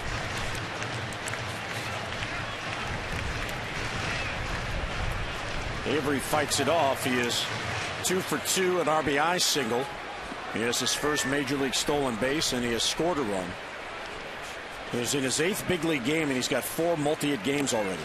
Check swing and appeal to third. He did not go. Andy Fletcher confirming that. I'll tell you guys this too. The Orioles swing the bat, obviously, and I've been impressed with Hardy, Markakis, Jones, but the guy in the batter's box right now in 2 games has impressed me more than anybody on this club. The way he's carried himself, the way he's handled himself as a young player, the type of at-bats he's having. And he got him. Swing and a miss. So Strasburg picks up number 8. And that's 9 in a row retired by Steven Strasburg. So you think that he got the new life with the Nationals tying the game at 3. Now he's got a 2-run lead. And all good pitchers, once they get a lead, turn it up a notch. They turn into their own closer. And you see that with Steven Strasburg right now. He's got himself a lead. He got a second chance in this game, and he's got it going on right now. 2 down, both on strikeout. And here's J.J. Hardy. Continues to throw a lot of off speed, almost near 50%, Strasburg. And that one bounces.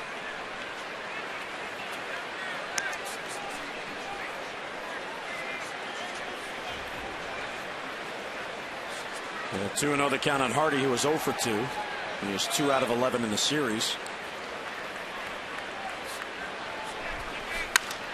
Hardy to center field. Harper back, has a play. Now he stops. Has to come in on it. And he puts it away. So a 3rd consecutive 3-up, 3-down inning for Steven Strasburg. Bryce Harper to the plate when we come back.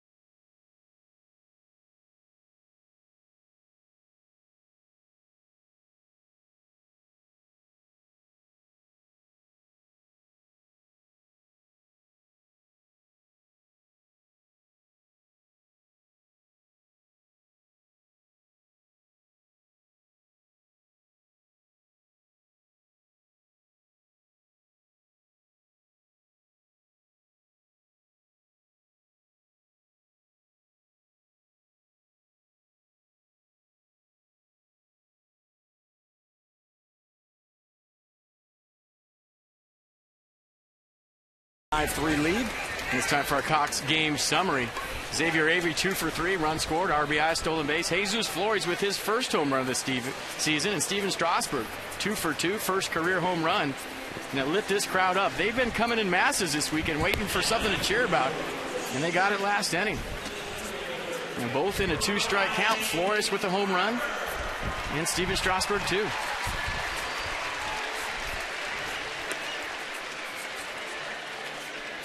A couple young players here this weekend. Xavier Avery, of course, for the Orioles. He's been doing a great job with the bat. Quality at bats, showing great composure, hitting the ball the other way. And, of course, Bryce Harper for the Nats with a triple in this game, making amends for a miscue earlier defensively. Enjoy a new way to watch TV with Cox TV Connect on your iPad. First ball swinging is Harper, and he's going to reach. That ball had some funky inside-out rotation and hitting a kick toward the center field side. That was a harder play than it looked for Andino. Well, it was, and I think Andino, because of Harper's speed, figured, well, I better go get this short hop, because if he had to backtrack and take it deep into the outfield, he might not have had enough time, and that ball just kicked up at the end. Probably had some side spin on it, just off his wrist. It is ruled a base hit, so Harper has a 2-hit day.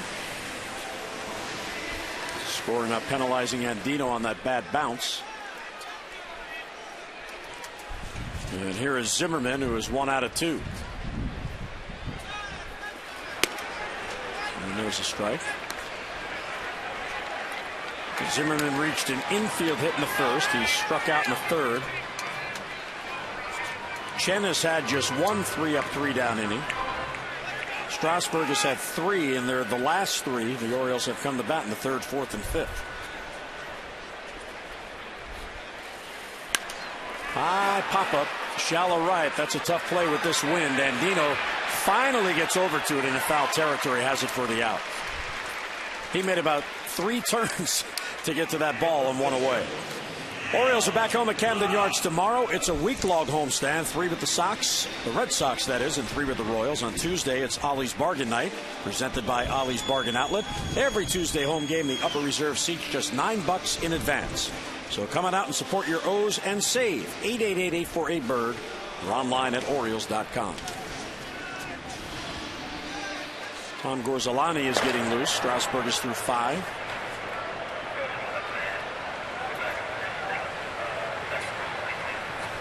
And here is Adam LaRoche, and he takes the ball. We're a little concerned about the misses up in the zone by Chen. He's already done some damage done. Obviously, the back-to-back home runs last inning on some pitches up in the zone. Continues to keep it up there. Throw behind the runner, Harper back easily. Yeah, not an idea to miss up in the zone. Well, you can miss up in the zone if you have a plus fastball, but when you're a command control guy and you rely on hitting spots, that's when you get in trouble. You got to keep the ball down and keep the hitters off balance.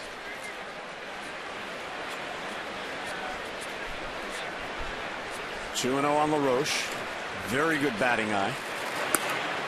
And high again, ball 3. There is no activity in the Oriole bullpen. Chen was at 81 pitches as this 5th inning began, so an average of 20 per.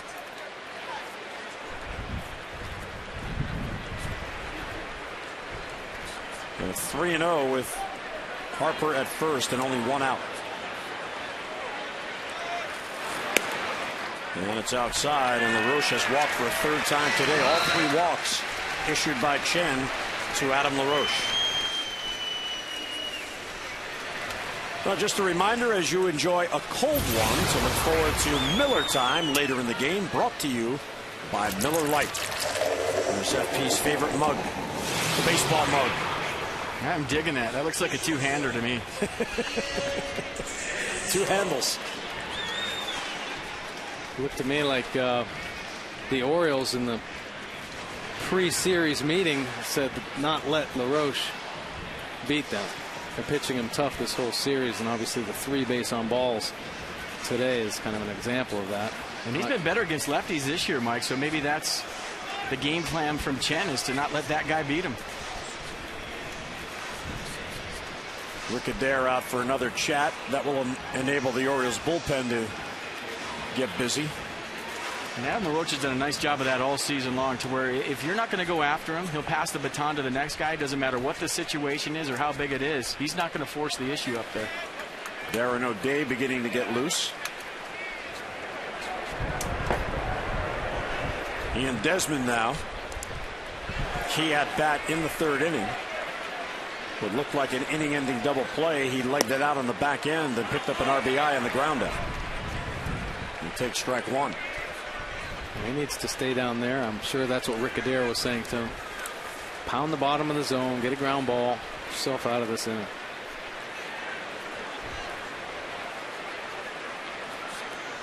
0-1 with 2 on and 1 out. And it's well off the plate. A ball and a strike.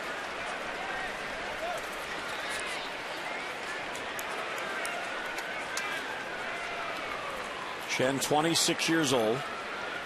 He's 4-0 in his young career with the Birds.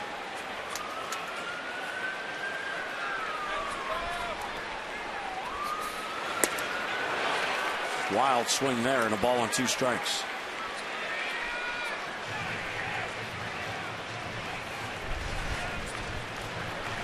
The Orioles at 27-14 have played tremendous baseball in May. They're 13-5 in the month. Well, a huge key to their success.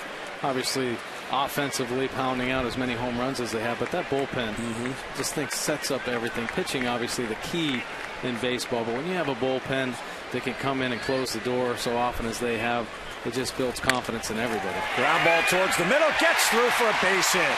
Harper comes around, he will score, and the Nats have doubled up the Orioles at 6-3 Washington in the 5th.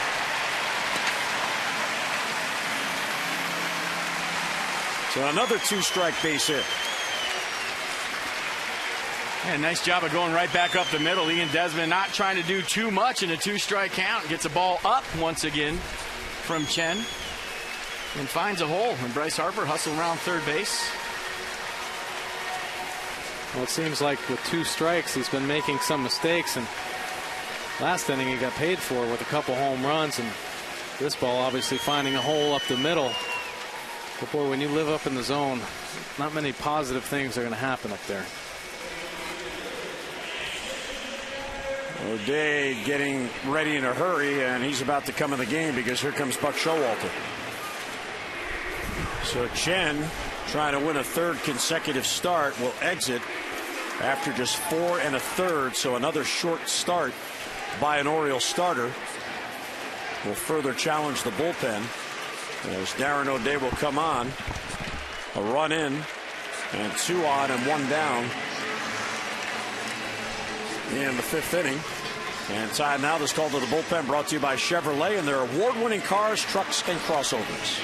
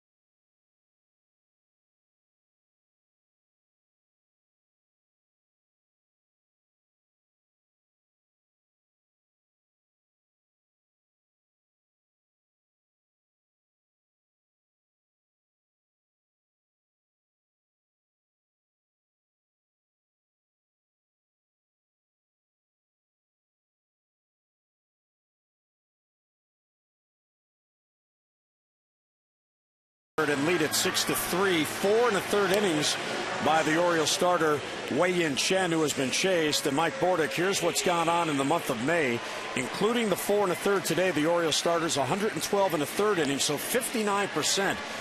But 74 innings already in May by the bullpen. Well, there's a big concern here in talking with Buck just about the bullpen being overused this early in the season, even though they've just done an incredible job. Really remarkable what they've been able to do this year. But, you know, they've had 8 extra inning games already. The bullpen's thrown close to 40 innings just in those extra inning games. So, boy, you're worried about them wearing down, even though everybody's done a super job out there. Buck's not scared to go at anybody, and he's done a really good job of managing them. to be able to bring them in and keep them as fresh as he possibly can with as many innings as they're being used. The Orioles bullpen is the best bullpen in the American League. Their combined ERA is 2.08. Relievers on the Orioles have 11 wins, and the Orioles with 19 saves have the most in the league as a club. Here's Xavier Nady, first and second, one down with a run in. Swung on and missed. Amazingly enough, with all the innings the Orioles bullpen has pitched, 143, Kansas City actually leads in innings pitched by relievers. The Royals relievers have already gone 153 in the third innings. So their starters have struggled more so. 0-1, swinging a pop foul out of play. They'll be back in the crowd, and the sun back out again.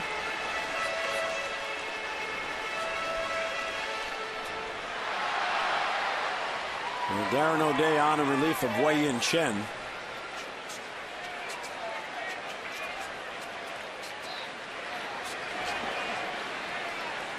O'Day worked in the opening game in this series on Friday. He went an inning and a third scoreless. He's ahead 0-2. Inside, nearly hit him. That one got away from O'Day. It looked like Exposito setting up away, but it took off up and in. O'Day generally pretty good command up there. Able to control that little two-seamer with that upshoot fastball, and of course the sweeping slider that most generally sidearmers have. 1-2 is high, 2-2. You saw Rick Ankiel. He's on deck to pinch hit for Tyler Moore. So the righty now in the game. Davey Johnson goes to the more experienced hitter and the left-handed bat of Rick Ankiel. After a couple of fastballs up and into Nady, you wonder if he's going to go with a slider down and away. 2-2. Strike three call. Pink to the outside corner, and Nady let it go by. Fooled by the pitch. 2 away. Now the Orioles on the road this month, 9-0 overall, averaging just about 6 runs per game, 17 home runs, and the bullpen ERA, how about that? 0.60. Pretty impressive. Orioles with 64 home runs to lead the majors, and that bullpen ERA is the best in the bigs. So here's Rick Ankiel, 2 down. Runners are made first and second. And it's outside.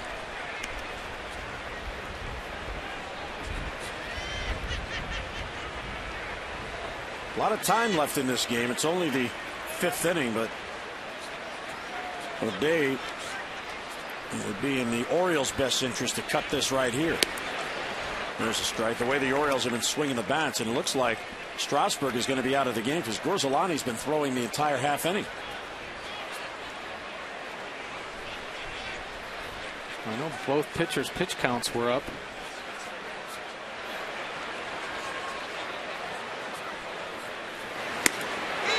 Swing and a miss. Boy, there's that upshoot fastball. Pretty amazing pitch. Just a great weapon for O'Day. Strasburg at 90 pitches through 5 innings. He's retired the last 10 batters. Well, we'll see if he is indeed done. He's still there on the bench, as you saw. 1-2 the count on Ankiel. And it's high and away, and he doesn't chase. Well, they'd hate to take his bat out of the lineup. I know that. He's probably going to tell Davey Johnson he wants a DH in these American League games coming up.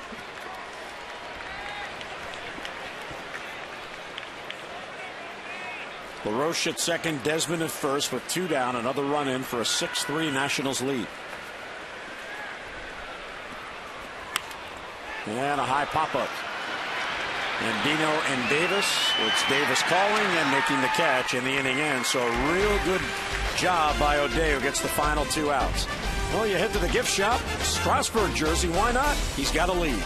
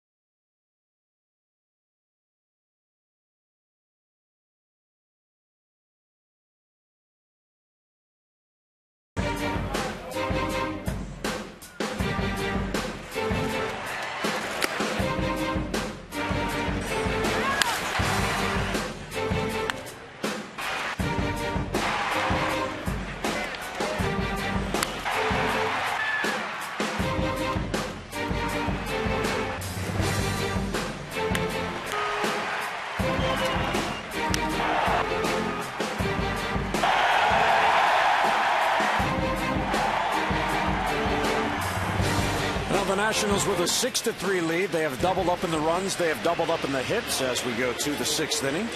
As the Orioles now will have to battle back from behind if they're to win their 6th in a row. And your Washington area Chevy dealers would like to congratulate the Laurel Little League AAA Kid Pitch Cardinals for being selected as this week's winner in the Chevy Youth Baseball Contest.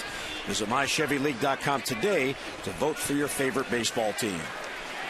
And a new outfield for the Nats. Nady moves to left from right. Ankiel stays in the game in center, and Harper moves from center to right.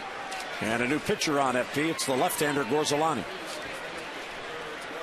Tom Gorzelanny, 3-pitch guy. Fastball, slider, change. Fastball run up there in the low 90s. Slider in the low 80s, and his changeup is mid 80s. And you see the numbers on the season.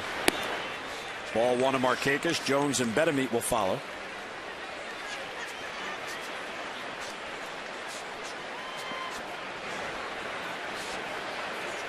Lefties hit better against them than righties. Over but low ball 2. That's been the case this year for Gorzelanny. The lefties have been hitting him well, but it's all a matter of if he gets that slider over for a strike early in the count, then he usually expands the slider away from lefties late in the count for the punch-out pitch. Orioles down by 3, looking for runners. And Nick takes all the way, and it's 2-1. 10 in a row have been retired. The last Oriole to reach was Xavier Avery. His RBI single to left field came with 2 outs in the 2nd inning. We're now in the 6th. Well, that was the tough inning right there for Strasburg. He really had to battle through that. Of course, settled down 3, 4, and 5.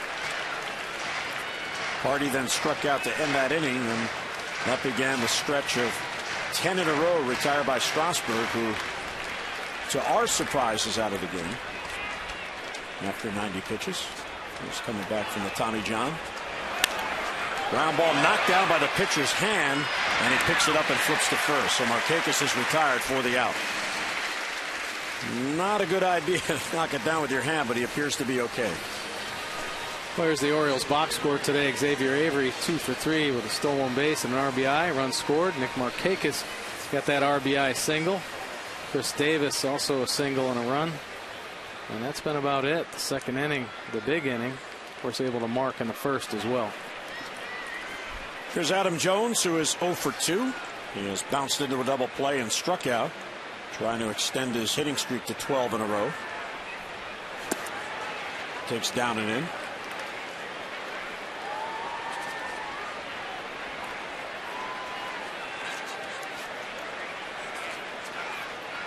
Adam now with 13 multi-hit games off this series.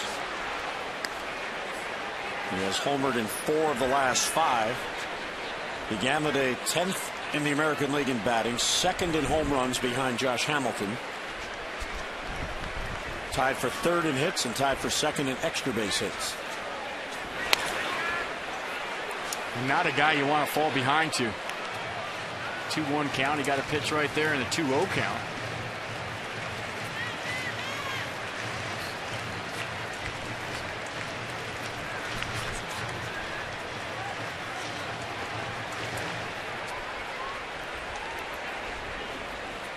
And 2-1 on Jones. Outside, ball 3. Gorzelanny will turn 30 in July. He's been a pro ball since 2003.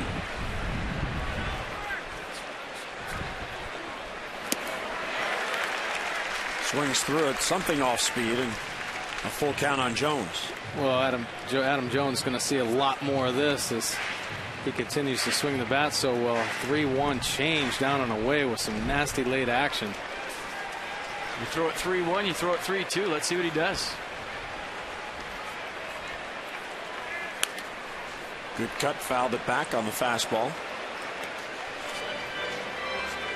Now, Mike, if you're the Orioles and you see Strasburg exit, you got to be taking a deep breath and say, okay, now let's try to get back at it. He was just dominant after the 2nd inning. Right. And even in the 2nd, it was his defense that let him down. Well, you certainly have to feel good about that because he was so dominant there in the 3rd, 4th, and 5th innings with, 8 Ks. Or 6 Ks, excuse me. Off-speed pitch hits the corner. Jones was fooled. And there's strikeout number 1 for Gorzelanny, so that's 12 in a row retired by the Nationals. Let's see what pitch track had to say on the backdoor slider. Looks like it was a little away, but no argument from Jones right there, and that's a nice job. Tom Gorzelanny coming back and getting the strikeout. With 2 down, here's Betemeet. Strike on the outside corner. Betemeet is 0 for 2. He reached on the error by Harper, who dropped his fly ball in left center field. He came on the score.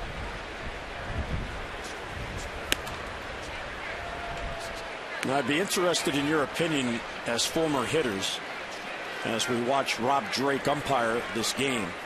For some pitches, he's down on a knee, and for others, he crouches behind the catcher as he did there. Now, from my view, it has to change the strike zone if he does that, doesn't it? Well, it's something you really don't notice as a hitter. I mean, you're focused on the pitcher, and you do notice the strike zone. The only thing hitters ask for is a consistent strike zone all game. If you're going to be wide in a spot or high in a spot, as a hitter, you want to know that. The one time hitters will argue with umpires throughout the course of a game is when they have what I call a floating strike zone, where you don't know what a strike is and what a ball is. I think Rob Drake's been pretty consistent away for both sides today, giving a little bit on the edge, away to righties, away to lefties. 3-1, high fly ball, left center field, back onto the Zankiel, and he will get to it. Crosses over onto the warning track, so Betemeet gave it a ride, but the ballpark halted. 3 up, 3 down, 13 in a row, retired by the Nats.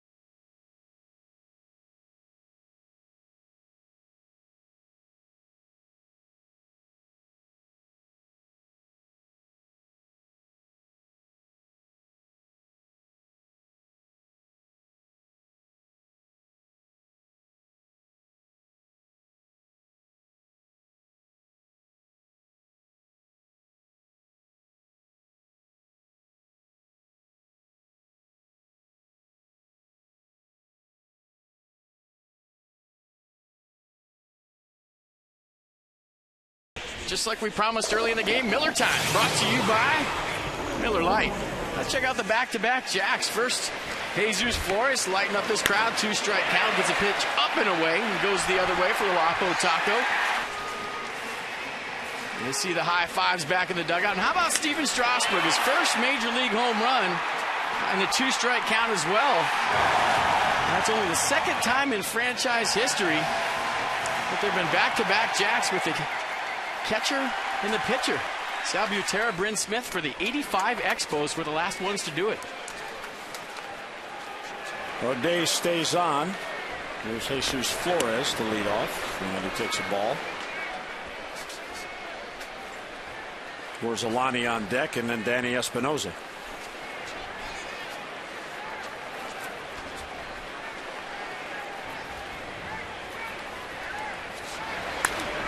Fly ball was center for Jones. And Adam has it for the out as the wind continues to knock down fly balls to center and left field, although it didn't do much to Strasburg's into the bullpen. There's a Nationals box score. Danny Espinosa with a double and a run. Bryce Harper, a couple of knocks today. And check out Steven Strasburg, 2 for 2 with a solo home run. And he continues to rake every 5th day. Dana Eveland out in the Orioles bullpen. Boy, Dana did a great job the other night in Kansas City, throwing 3 innings in that 15-inning jaunt. The Orioles were able to win thanks to Adam Jones home run, but Danny Evelyn, one of the keys out in that bullpen, along with Kevin Gregg, that kind of slammed the door. 1-0 on Gorzelanny. And he hits it to Jones in center field. Adam was shallow, backs up, and reaches up for it for the second out. And Day has retired all 4 batters he's faced. That ball was hit by another Nationals pitcher. Another good crowd on hand for this interleague matchup. A lot of orange in the stands, as well as the red of the Nats. Buck Showalter was asked about that before the game, and he was asked if his players have commented about it, how many Oriole fans actually came down and showed up. He said, well, they really haven't talked about it, but you certainly hear it. You know, you're on the field, you're in the dugout, you could hear when the Orioles do something, the fans reacting. Espinosa batting left-handed for the first time today, and he swings through it.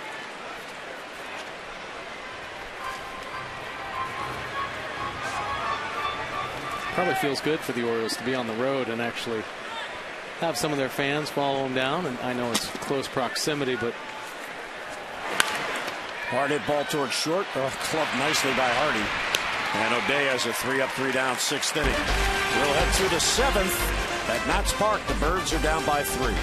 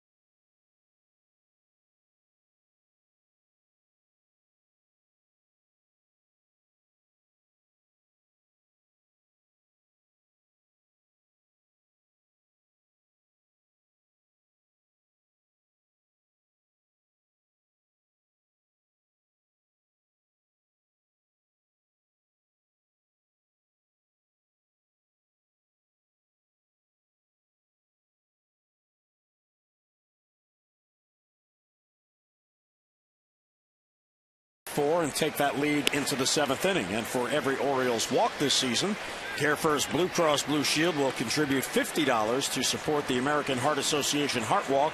To date, the Orioles have drawn 118 walks for a $5,900 donation. CareFirst Blue Cross Blue Shield encourages each of us to take that first step towards a healthier and more active lifestyle. One other minor league note: Delmarva, the Orioles team in the South Atlantic League, playing at Hagerstown today. The Nationals team in the South Atlantic League. And Dylan Bundy, another 5 dominant innings, and he picks up his first professional win as Delmarva won that game by the final of 3-1. 5 innings, 1 hit for Bundy, struck out 4. That's a battle of the belt loop. So Bundy now continues with a 0-0 ERA as Davis swings through it.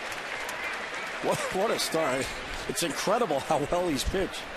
Well, pretty dominating fastball. He has, what I know in the minor leagues, they've been working on his off-speed stuff.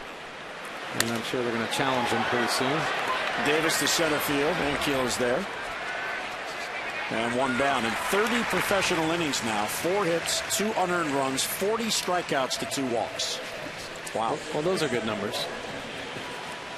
So Gorzelanny's retired all 4 since coming on. And that'll get Robert Andino up.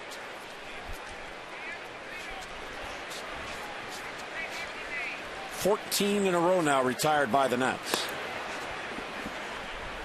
And want to know the count on Andino, who has grounded out twice. Once he drove in a run on an RBI ground out in the 2nd inning. There's a fastball for a strike.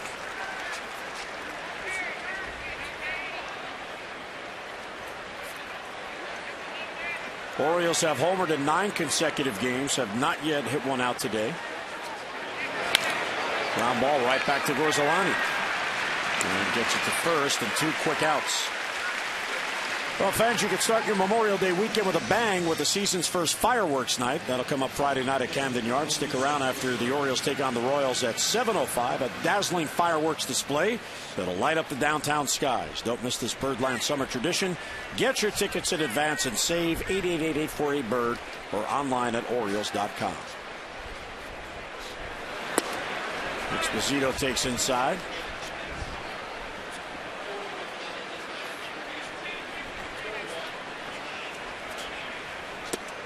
And ball 2 inside. Another good crowd. 41,918 here at Nationals Park today for this finale of this 3-game interleague series. High ball 3. And you see the fans packed in here.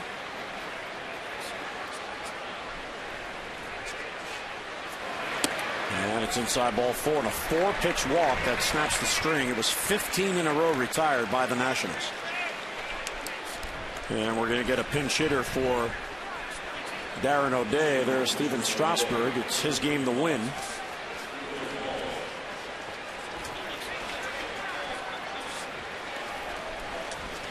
Steve McCaddy going to go call Jim Lett in the bullpen and say, hey, get Tyler Clippard up right now.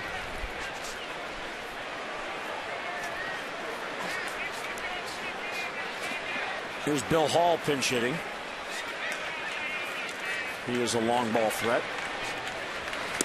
And it's inside. That's 5 in a row out of the strike zone.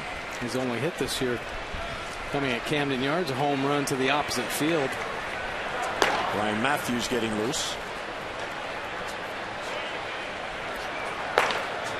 Hall 1 for 5, 4 strikeouts and 4 walks since coming up from AAA.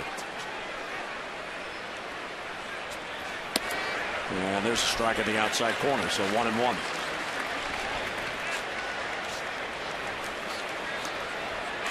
You're pitching right now, and you're Tom Gorzelanny. You have to know that the ballpark's playing very big all of a sudden. Some hard hit balls by the Orioles have gone for naught to center field. The wind picking up late in the game. You have a 3-run lead. Just pound the strike zone, make these guys swing the bat. And take it for a strike on the outer edge again. 1-2 the count with 2 down. Long ball here gets the Orioles back in it with 2 men out in the inning.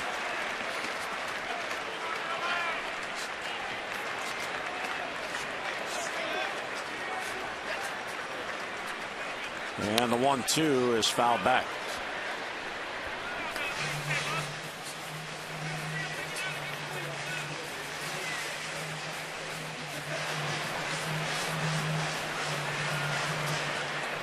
Count holding 1-2. If Hall gets on, the lineup turns over. Avery waits on deck. There's Esposito at first base with 2 men out. Very small lead. And a good cut there by Bill Hall, and he fouled it back.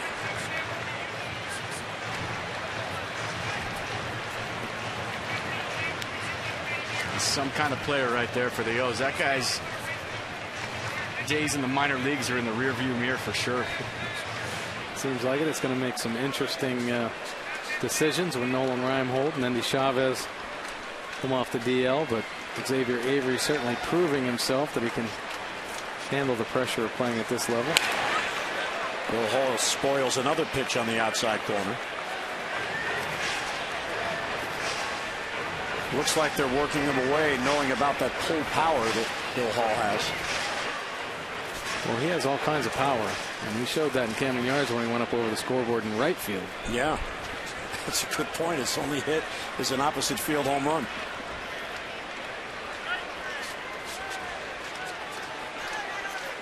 Ball and 2 strikes on Hall, pinch hitting. And he got him. He swings through it. So Hall goes down on strikes, 2-out walk, and a man left.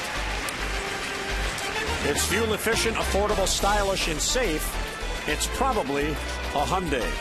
Well, here in our nation's capital on this Sunday afternoon, a big crowd on hand, almost 42,000. nice look at the White House right down the street from Nationals Park.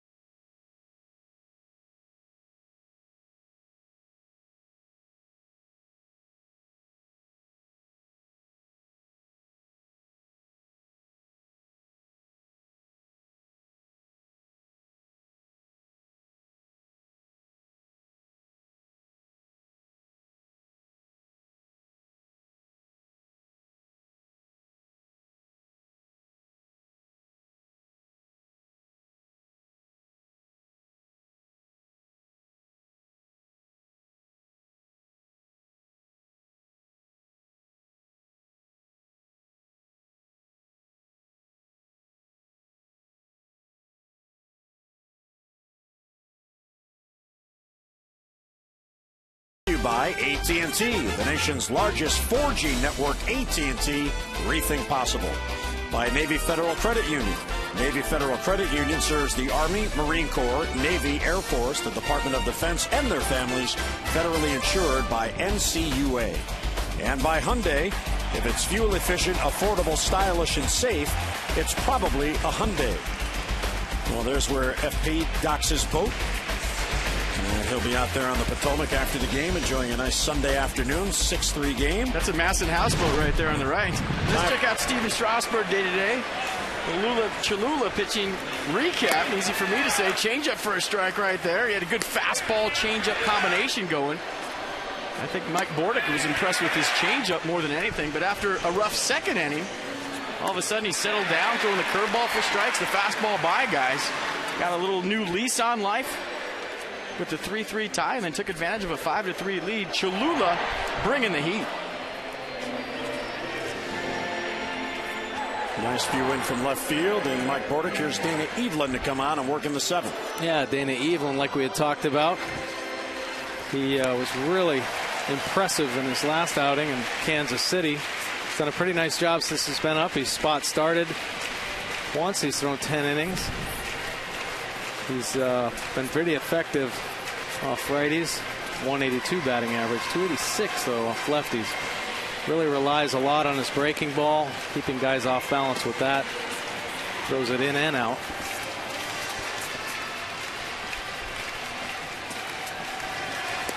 And he'll likely work the seventh and the eighth.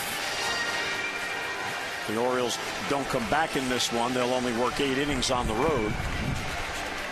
And the remainder of that bullpen can get a break, but the Orioles only down by 3, so they're still in it. Nationals pitching today has been fabulous. Strasburg 5, 3 runs, only 1 earned, and Gorzelanny since has given up nothing. This copyrighted telecast is presented by authority of the Washington Nationals and Baltimore Orioles. It may not be reproduced or retransmitted in any form, and the accounts and descriptions of this game may not be disseminated without the express written consent of the Washington Nationals and Baltimore Orioles. Bryce Harper leading off again. It's his 4th plate appearance. He's had a good day. Shows bunt, and it's a strike. There's a big breaking ball right there by Dana Evelyn. Pretty nice bite. Or get me over first pitch strike. Tyler Clippard getting lubed up in the Nats bullpen.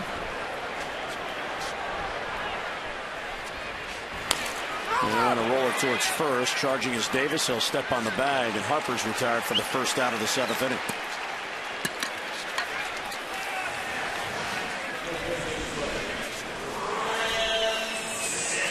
See the breeze blowing the flags in left field. Deep left field, blowing in towards the plate.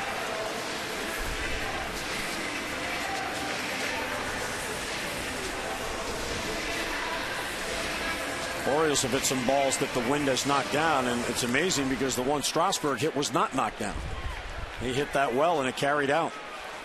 Well, maybe it was headed for over the bullpen, and it got knocked down to a wall scraper.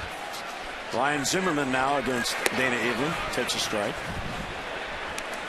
The Nationals head on the road after the game. They'll head up to Philadelphia. night games Monday, Tuesday, and Wednesday, and the Orioles will head back up the road, the 35 miles back to Baltimore, and welcome in the Red Sox tomorrow night. Orioles have night games Monday and Tuesday and a day game on Wednesday, a 12:35 game on Wednesday. And then finally, a day off on Thursday. Wednesday completes the stretch of 20 consecutive days with a game. And within that stretch has been a 17-inning game, a 15-inning game, a 13-inning game, 11-inning game. 1-1 is lined to right center field, and that's going to fall for a base hit. Markakis moves over to play the hop. Zimmerman goes with it, and he is on with a 1-out single, his second hit of the game.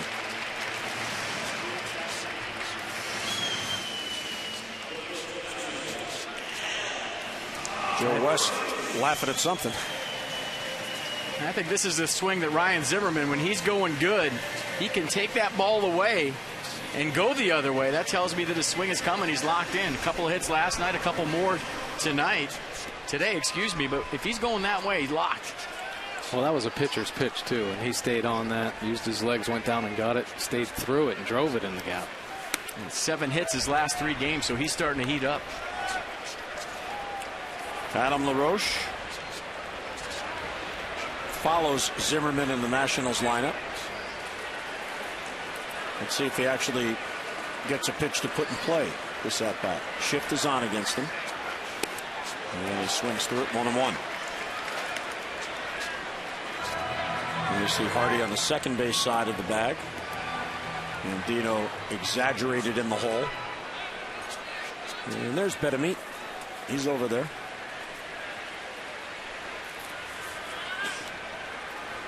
LaRoche has been up 3 times today. He has walked all 3 times.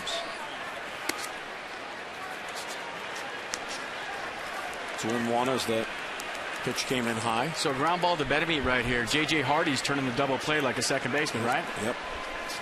And it's already happened a couple of times this year.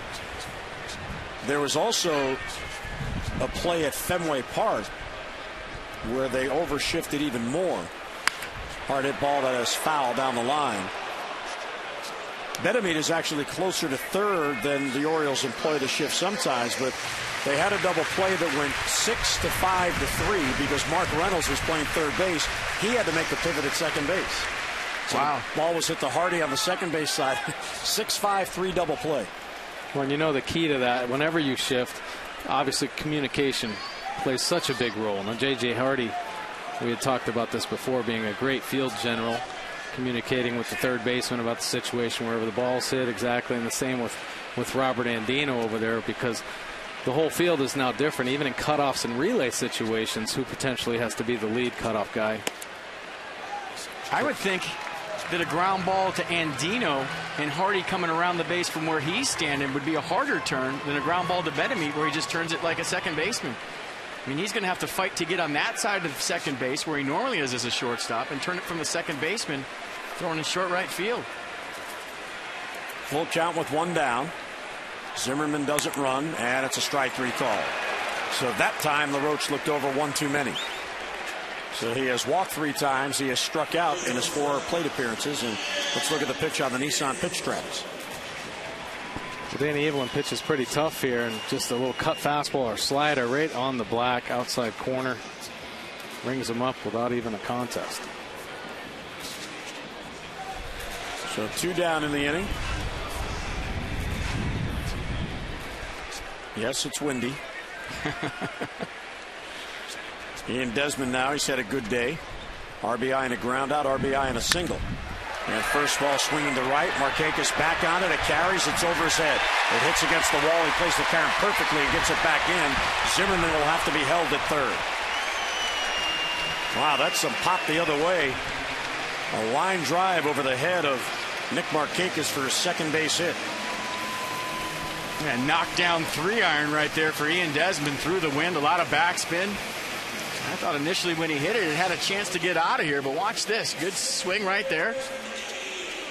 He likes the ball away from him lately. He's driving it the other way. Nice play by Markakis, getting this ball in quick and keeping Zimmerman at third base. Zimmerman held up by Porter, and He was hustling around just in case. First base is open. And they'll go for the lefty-lefty matchup, so Nady will be walked intentionally. Well, obviously every run here matters, so if they can get forces out at any base out there to make it a little bit easier on the defense, they're going to do that.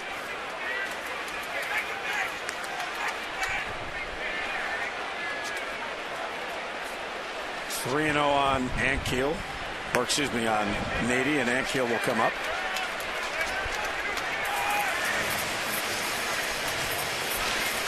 Well, we're glad you can make us part of your Sunday as we come to you from Nationals Park. Jim Hunter with Bob Carpenter, FP Santangelo, Mike Bordick, as we bring our Masson families together for these interleague games between the Nationals and the Orioles. When they play again in June in Baltimore, we'll welcome Bob and FP to our ballpark.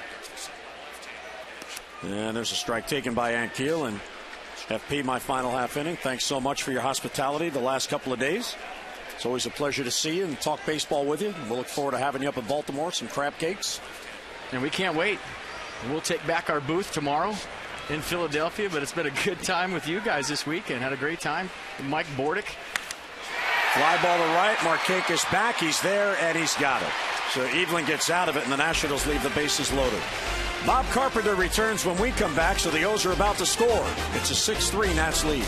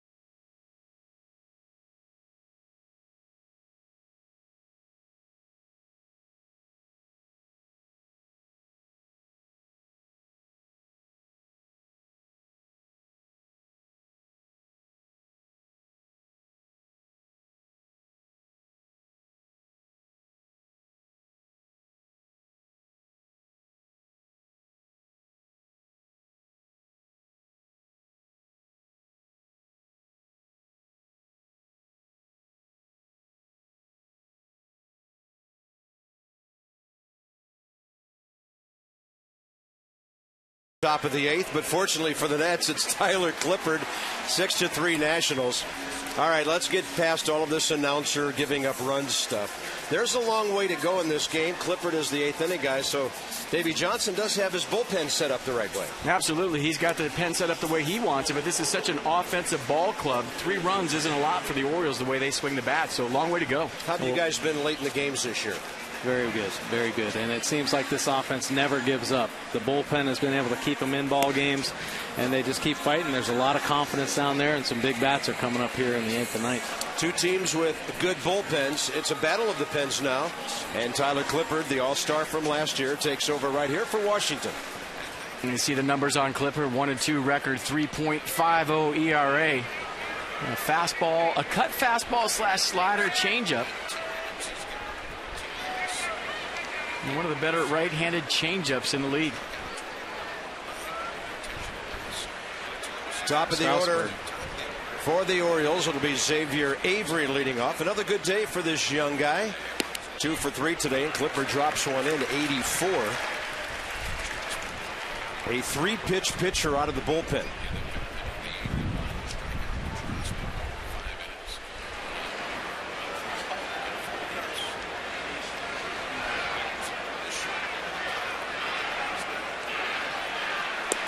Oh, he commits. That's a swing. No balls, 2 strikes.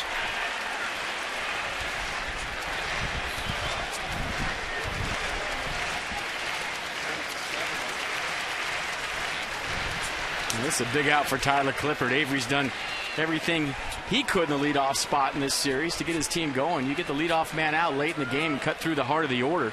This is a big inning for the Nationals and a big inning for the Orioles offensively. Clippard goes change up, misses on the outside corner. Tyler pitched a scoreless ninth inning, a couple of strikeouts and a base hit. On Friday night, Adam Jones got him for a hit, but he struck out Hardy and Markakis to give the Nationals a chance to win. The Orioles would later do that on the Markakis home run. And on a fastball upstairs, 1-2. Well, sometimes all it takes is a little bit of a spark for this Orioles offense.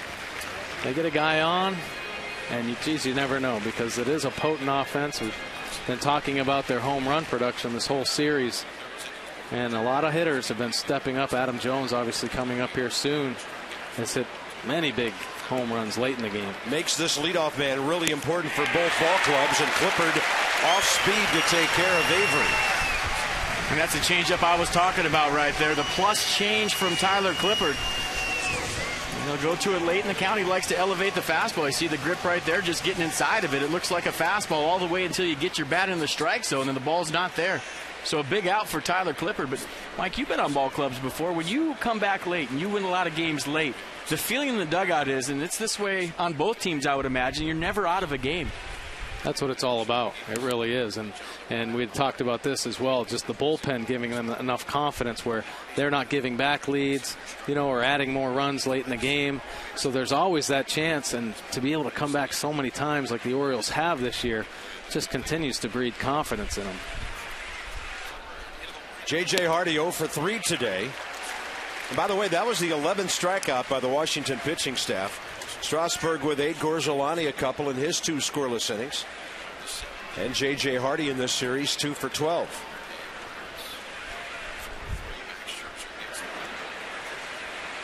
Target inside.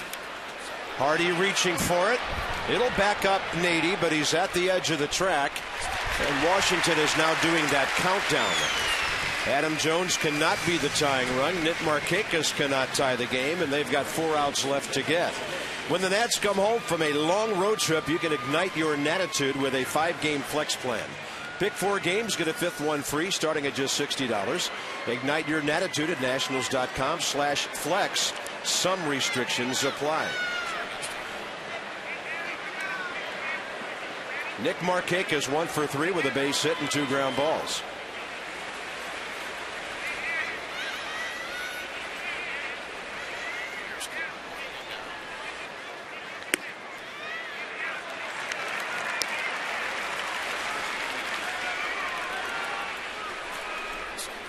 No balls and 1 strike to Markakis.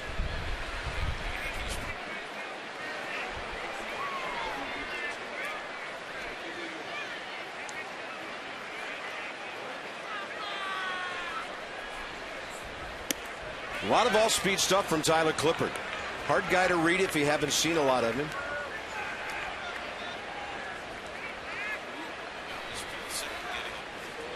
Markakis 4 for 12 in the series with 2 home runs and 4 RBIs.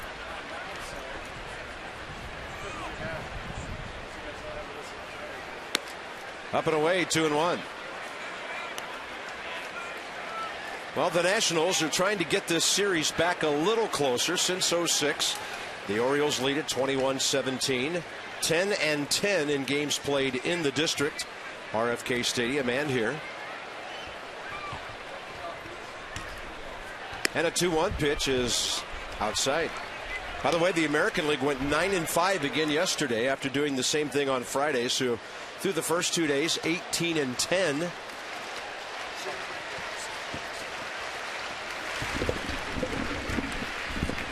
Three balls and 1 strike.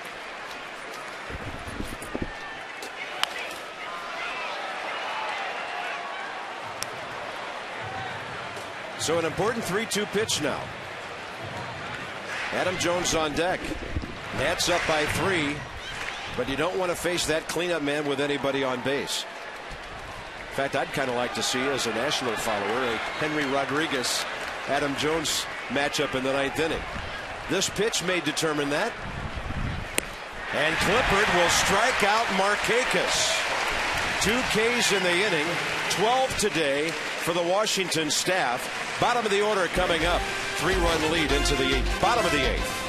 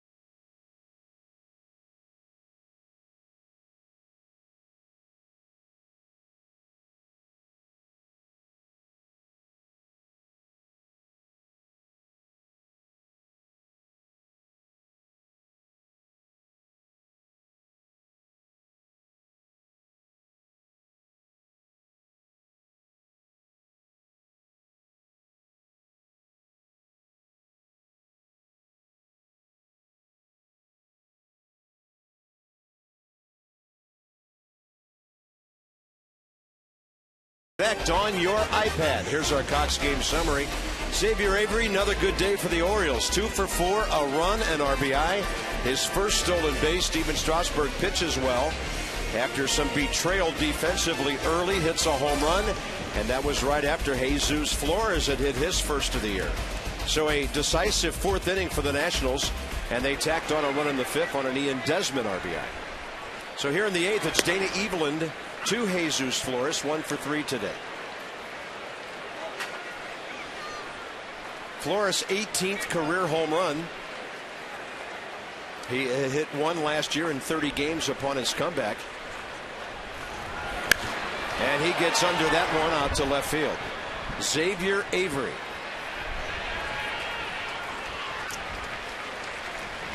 What would this series be without one more appearance from Steve Lombardozzi? Time for you to text in your vote for the AT&T Player of the Game. Today's candidates: Steven Strasburg, A, B, Xavier Avery, and C, Bryce Harper. Text one of those to 31826. All you have to do is text the letter representing your favorite player. Trying to sway the voting a little bit right there with a shot of Strasburg. Well, the Oriole fans made their voices heard on Friday night in a close game. And look at Lombardozzi. Shocker. This guy's something else. 24 hits and 72 major league at-bats, now batting .333. Right-handed, left-handed, it doesn't matter. Hey, if he gets enough at-bats, he could be a Rookie of the Year candidate. That's saying a lot, but I don't doubt it. Every time he gets into a baseball game, he makes something happen.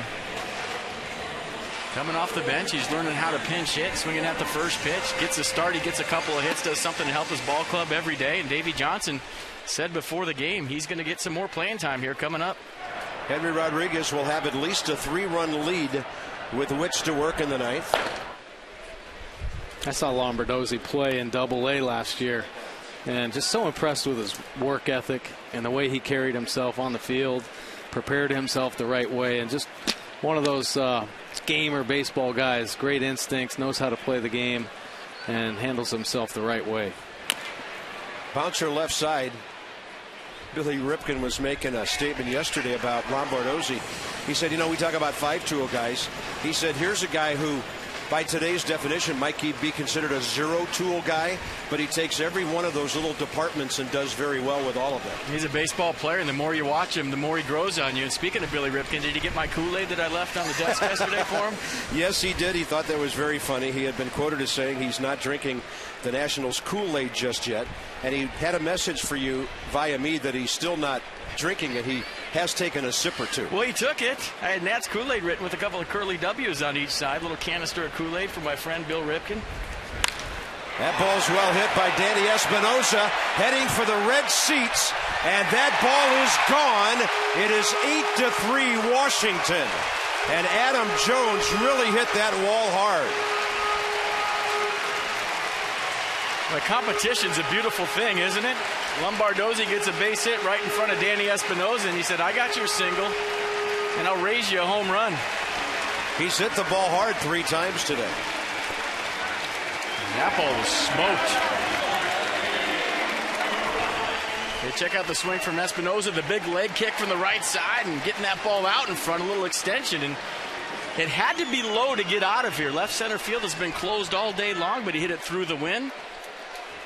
He puts the Nats on top by 5. So Washington pulling out the lumber today. The Nationals have now hit 41 home runs on the year. They're in the top 5 in the National League in the long ball. Well, Adam Jones made a tough effort on that ball that was up in the red seats. Hit the wall hard and kind of had to shake off his knee a little bit out there, but looked like he was smiling, so I think he's okay. Harper fouls one off his leg. Well, that tells you something about Adam Jones. Down by 3 already, and he goes crashing to try to keep it that way. I love the way that guy plays. Sometimes you stick your foot into the padding of the wall and it'll actually kind of stretch your Achilles a little bit. Let's see what happens on the replay. Right, here he is. He sees us up there and he thinks he may have a chance. He's a little far away from the wall when he makes his jump and kind of jammed his knee a little bit, but it's good to see him smiling because, boy, lose a player like that, and that's going to hurt a club. Inside to Harper, who's 2 for 4 today. So the Nationals have had some bats come alive. Harper in this series is 4 for 12. Zimmerman is 7 for 14. Desmond is 5 for 13. And it looks like Ian Desmond might be hitting 5th for a while. Breaking ball outside, 3-1. It's just nice to see Danny Espinosa have a 2-hit day. A guy that's been working hard all season long. The hits haven't been coming. He gets a start right-handed against a lefty. He checks in with a double and a home run, and that must feel good for him. That was Danny Espinosa's first right-handed home run this year. And Harper will take the 1-out walk. He's on base for the 3rd time today. For every Nationals walk here, First Blue Cross Blue Shield contributes $50 to the Boys and Girls Club of Greater Washington, D.C. 141 of them for over $7,000 take that first step towards a healthier, more active lifestyle thanks to Care First Blue Cross Blue Shield. Next up, Ryan Zimmerman, who's hitting .500 this weekend. I don't know, maybe it's because of his good friend out there playing right field, Nick Markakis, who he's known well for a while, but Ryan always seems to come alive when the Orioles are in town or when the Nats visit the harbor. Well, that home run by Espinosa obviously shook up Danny Evelyn a little bit, walking Bryce Harper, but he's got to get back in the zone because I don't think he's going to get much help. I think he's got to ride this one out. Second inning of work, didn't give up any runs last inning, did give up 2 hits. Zimmerman's roller to Andino, and that ball's thrown down the left field line. Harper heading for 3rd. He'll be stopped by Bo Porter. Ryan Zimmerman stops at first because he wasn't rounding the bag. And that will go as the Orioles' 40th error of the year. Well, Evelyn definitely needed that help right there. The Orioles did. He got the ground ball just on time, but Andino kind of rushes the throw to the inside part of the bag, and J.J. Hardy unable to handle it. Now, when you're going that way as a second baseman, doesn't the feed have to be from sidearm? It looked like Andino tried to throw that overhand. The ball kind of went toward left field. When you're a second baseman going away from the plate, the throw's got to be from down underneath, doesn't it? Well, you try to get yourself in a good position and have good balance. Robert's generally really good at this play. I think he just pulled it. Robert can improvise out there. He's a great infielder with good hands. But now Adam LaRoche tees off. Deep left center. And Adam Jones has that one. Sacrifice fly, Harper home. And this is very rare for the Nationals. This is like unexpected. Just swinging the bats well today, and that's a 9er on the board. Adam LaRoche, who walked 3 times today, finally gets a pitch to hit. He struck out his last time up, but he gave that one a ride. And maybe that one a little bit too high to get out of the ballpark. The wind did affect that. He got all of it. But he'll take the sac fly and the RBI. 3 more runs here in the 9th inning. And it looks like Henry Rodriguez has now taken a seat, and Ryan Matthews will pitch the top of the 9th. Rodriguez certainly started warming up with a 3-run lead, still warmed up when it went to 5, but now he's been told to sit. Here's Ian Desmond, 2 for 4 today with a pair of RBIs, 2 hits. I used to always wonder, Mike, if the closer, when they were warming up with a 3-run lead, used to root against me when I was hitting so that they could have the 3-run lead and the save opportunity when I had runners on base. And I used to ask Rob Nett all the time, were you rooting for me to make an out right there with a runner on third, less than 2, so you get a save? No. They'd never admit it.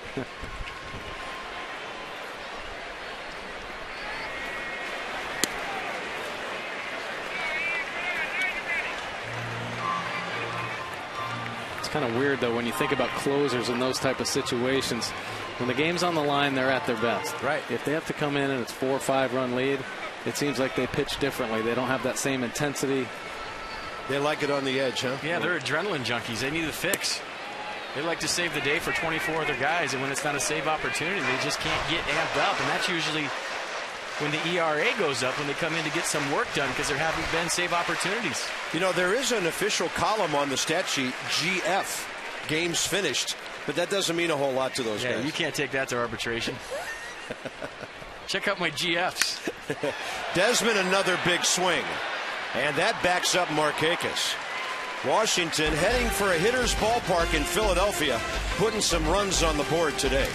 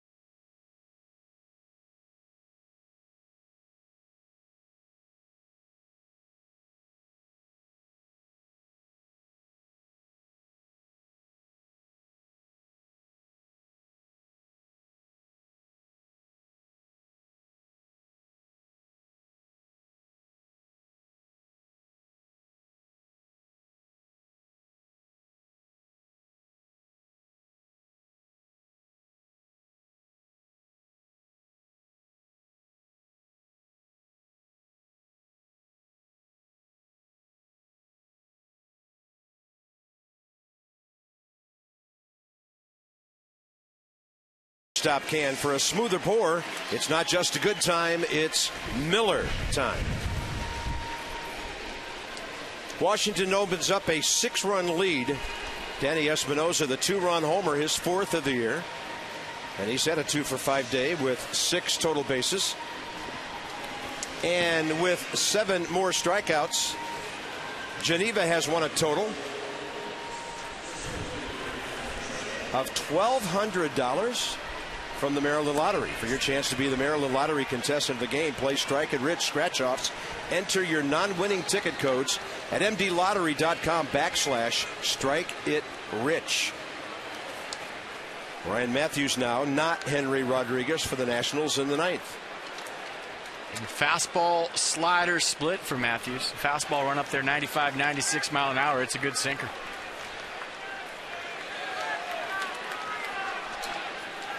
Looking over the history between these two teams, there have only been 2 weekend sweeps.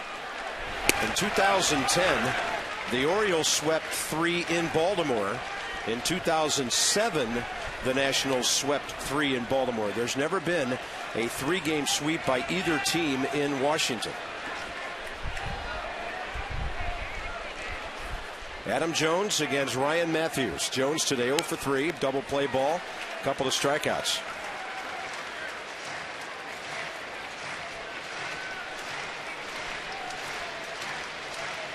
We talk about regional rivalries, and I don't think it's a rivalry until both teams are good. And this series has definitely lived up to the billing. The first 2 games, 1-run ball games. Great atmosphere in the ballpark. Today was a good game until maybe the last inning, but what a great series for the fans this weekend, and a great showing by the Orioles here in Washington. Well, you could feel the intensity, I think, all weekend, and we saw some great baseball, and the billings, what it lived up to. Great pitching against some great hitting. Today a little bit different, but we did see some pitching, and Strasburg obviously with the offense there hitting the home run. But last night and the night before, seeing some Orioles power to help lead them the way, and today the Nats offense really picking it up. Steven Strasburg about to go 4-1. 1 ball and 2 strikes to Jones. Betemit and Davis scheduled here in the 9th. Way inside.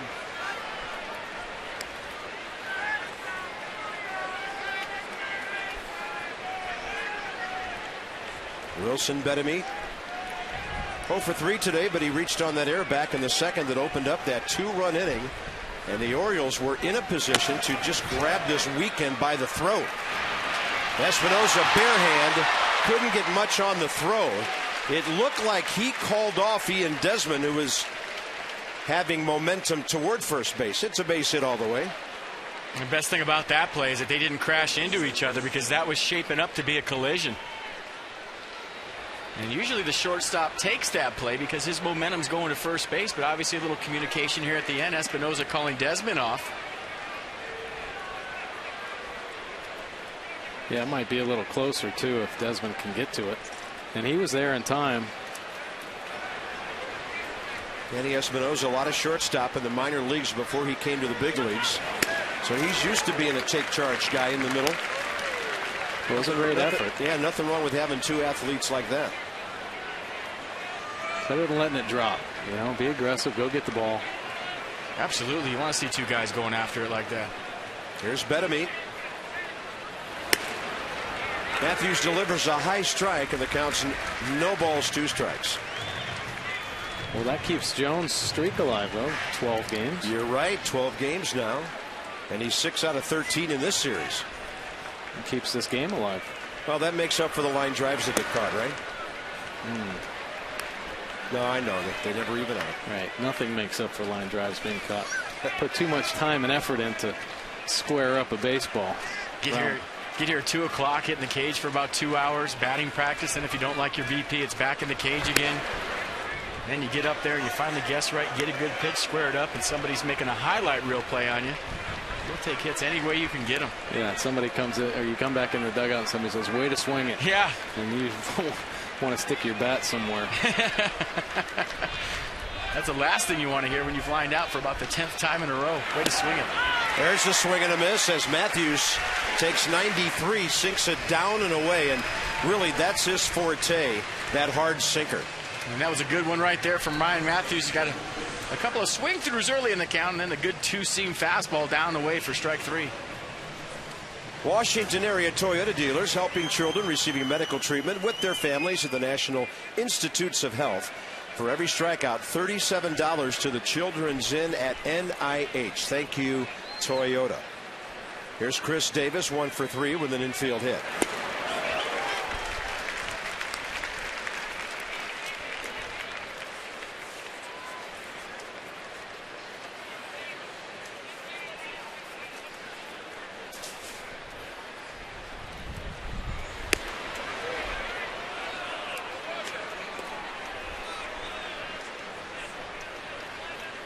Chris works hard with hitting coach Jim Presley.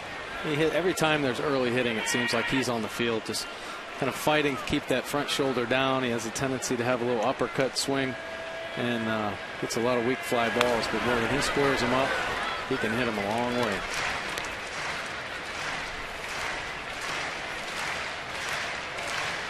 Tune into the Nats Extra postgame show presented by WB Mason. When the ball game's over, Johnny Holiday and Ray Knight here at Nationals Park.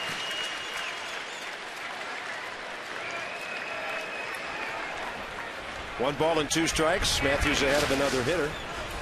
Looks like he went breaking ball down and in.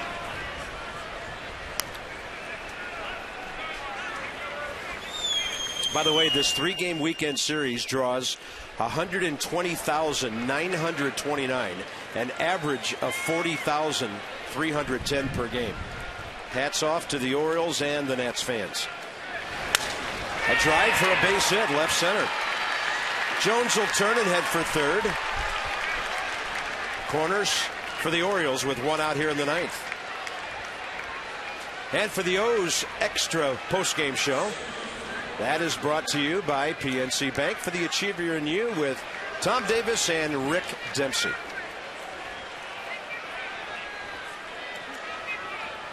That's on Masson 2. Visiting team Masson 2, home team Masson. And here's Robert Andino 0 for 3 with an RBI grounder. Those extra 3 runs the Nats got in the 8th inning looking pretty good in that first base dugout at the moment.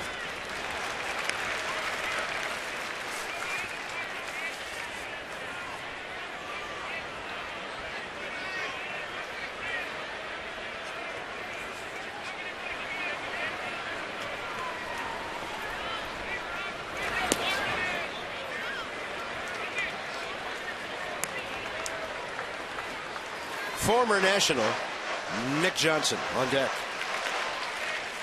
It doesn't matter what the score is. Getting the last 3 outs of a Major League Baseball game is a whole different animal. Even though you got a 6-run lead, it's an honor to stand there on the mound and get that last out and shake your teammates' hands. Jesus Flores trying to stop it right now. Well, it's tough because you know you're going up against a great offense that they're going to try to put together the best at bats they can and keep battling and battling. See a couple base hits right here, singles with Adam Jones, of course known for his power this year, gets that high chopper single. Then Chris Davis, also a big power hitter, goes the other way, slaps single. You never know what's going to happen. Put together quality at bats, keep battling until the end.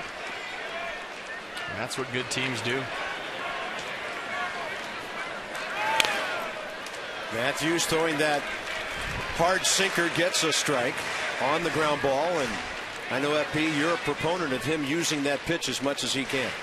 Yeah, when you talk to right-handed hitters, anybody that has that turbo sinker, it's a very heavy pitch, especially in the mid-90s, running down and into a right-hander. It's hard to get the barrel to that baseball, and if you do, it's usually a ground ball.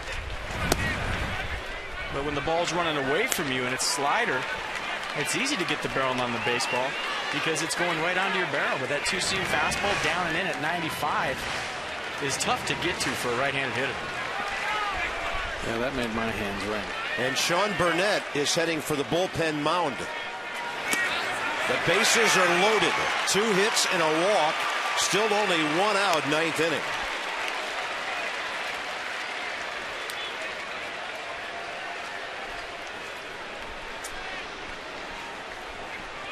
Steven Strasburg loses big time to Xavier Avery. You Orioles fans, what do you got, phone banks going up there? A team that's down 9-3 gets the player of the game. Well, congratulations to Xavier Avery. The people have spoken, those who chose to call in. And he'll take that and call his agent today after the game and say, I won player of the game. I need a raise. Well, I'm sure if he asked Steven Strasburg, he'd rather have the W. But I think what we've seen on the phone Friday night and today means the Orioles are pretty excited about this team. A lot of people are watching it. A lot of people are voting. Well, they care about their O's, even though, boy, they've had a hard stretch. You know, about 15 years of struggling a little bit, but they love baseball in Baltimore, and they're excited about the start that they're having, both offensively and defensively, putting up some wins.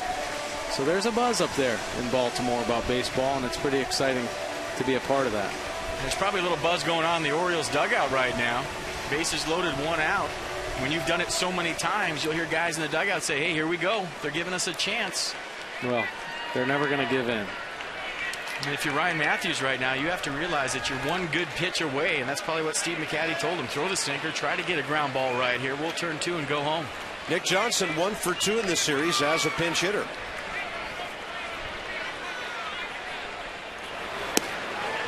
He's not the most patient guy in the world in this role. He's 1 for 5. When Nick was a Nat, he would work the count like you would not believe. And I know you mentioned this the other night. He's always had a career on base percentage of around 400 or so.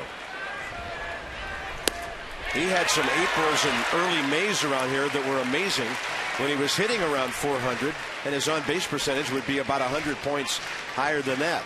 So here we are on the 20th of May, and the count is 0-2 with the bases loaded. But he'll make you throw strikes even behind in the count, as a rule. And that might have been a little pump-me-up speech from pitching coach Steve McCaddy, because all of a sudden Ryan Matthews going exclusively with fastballs.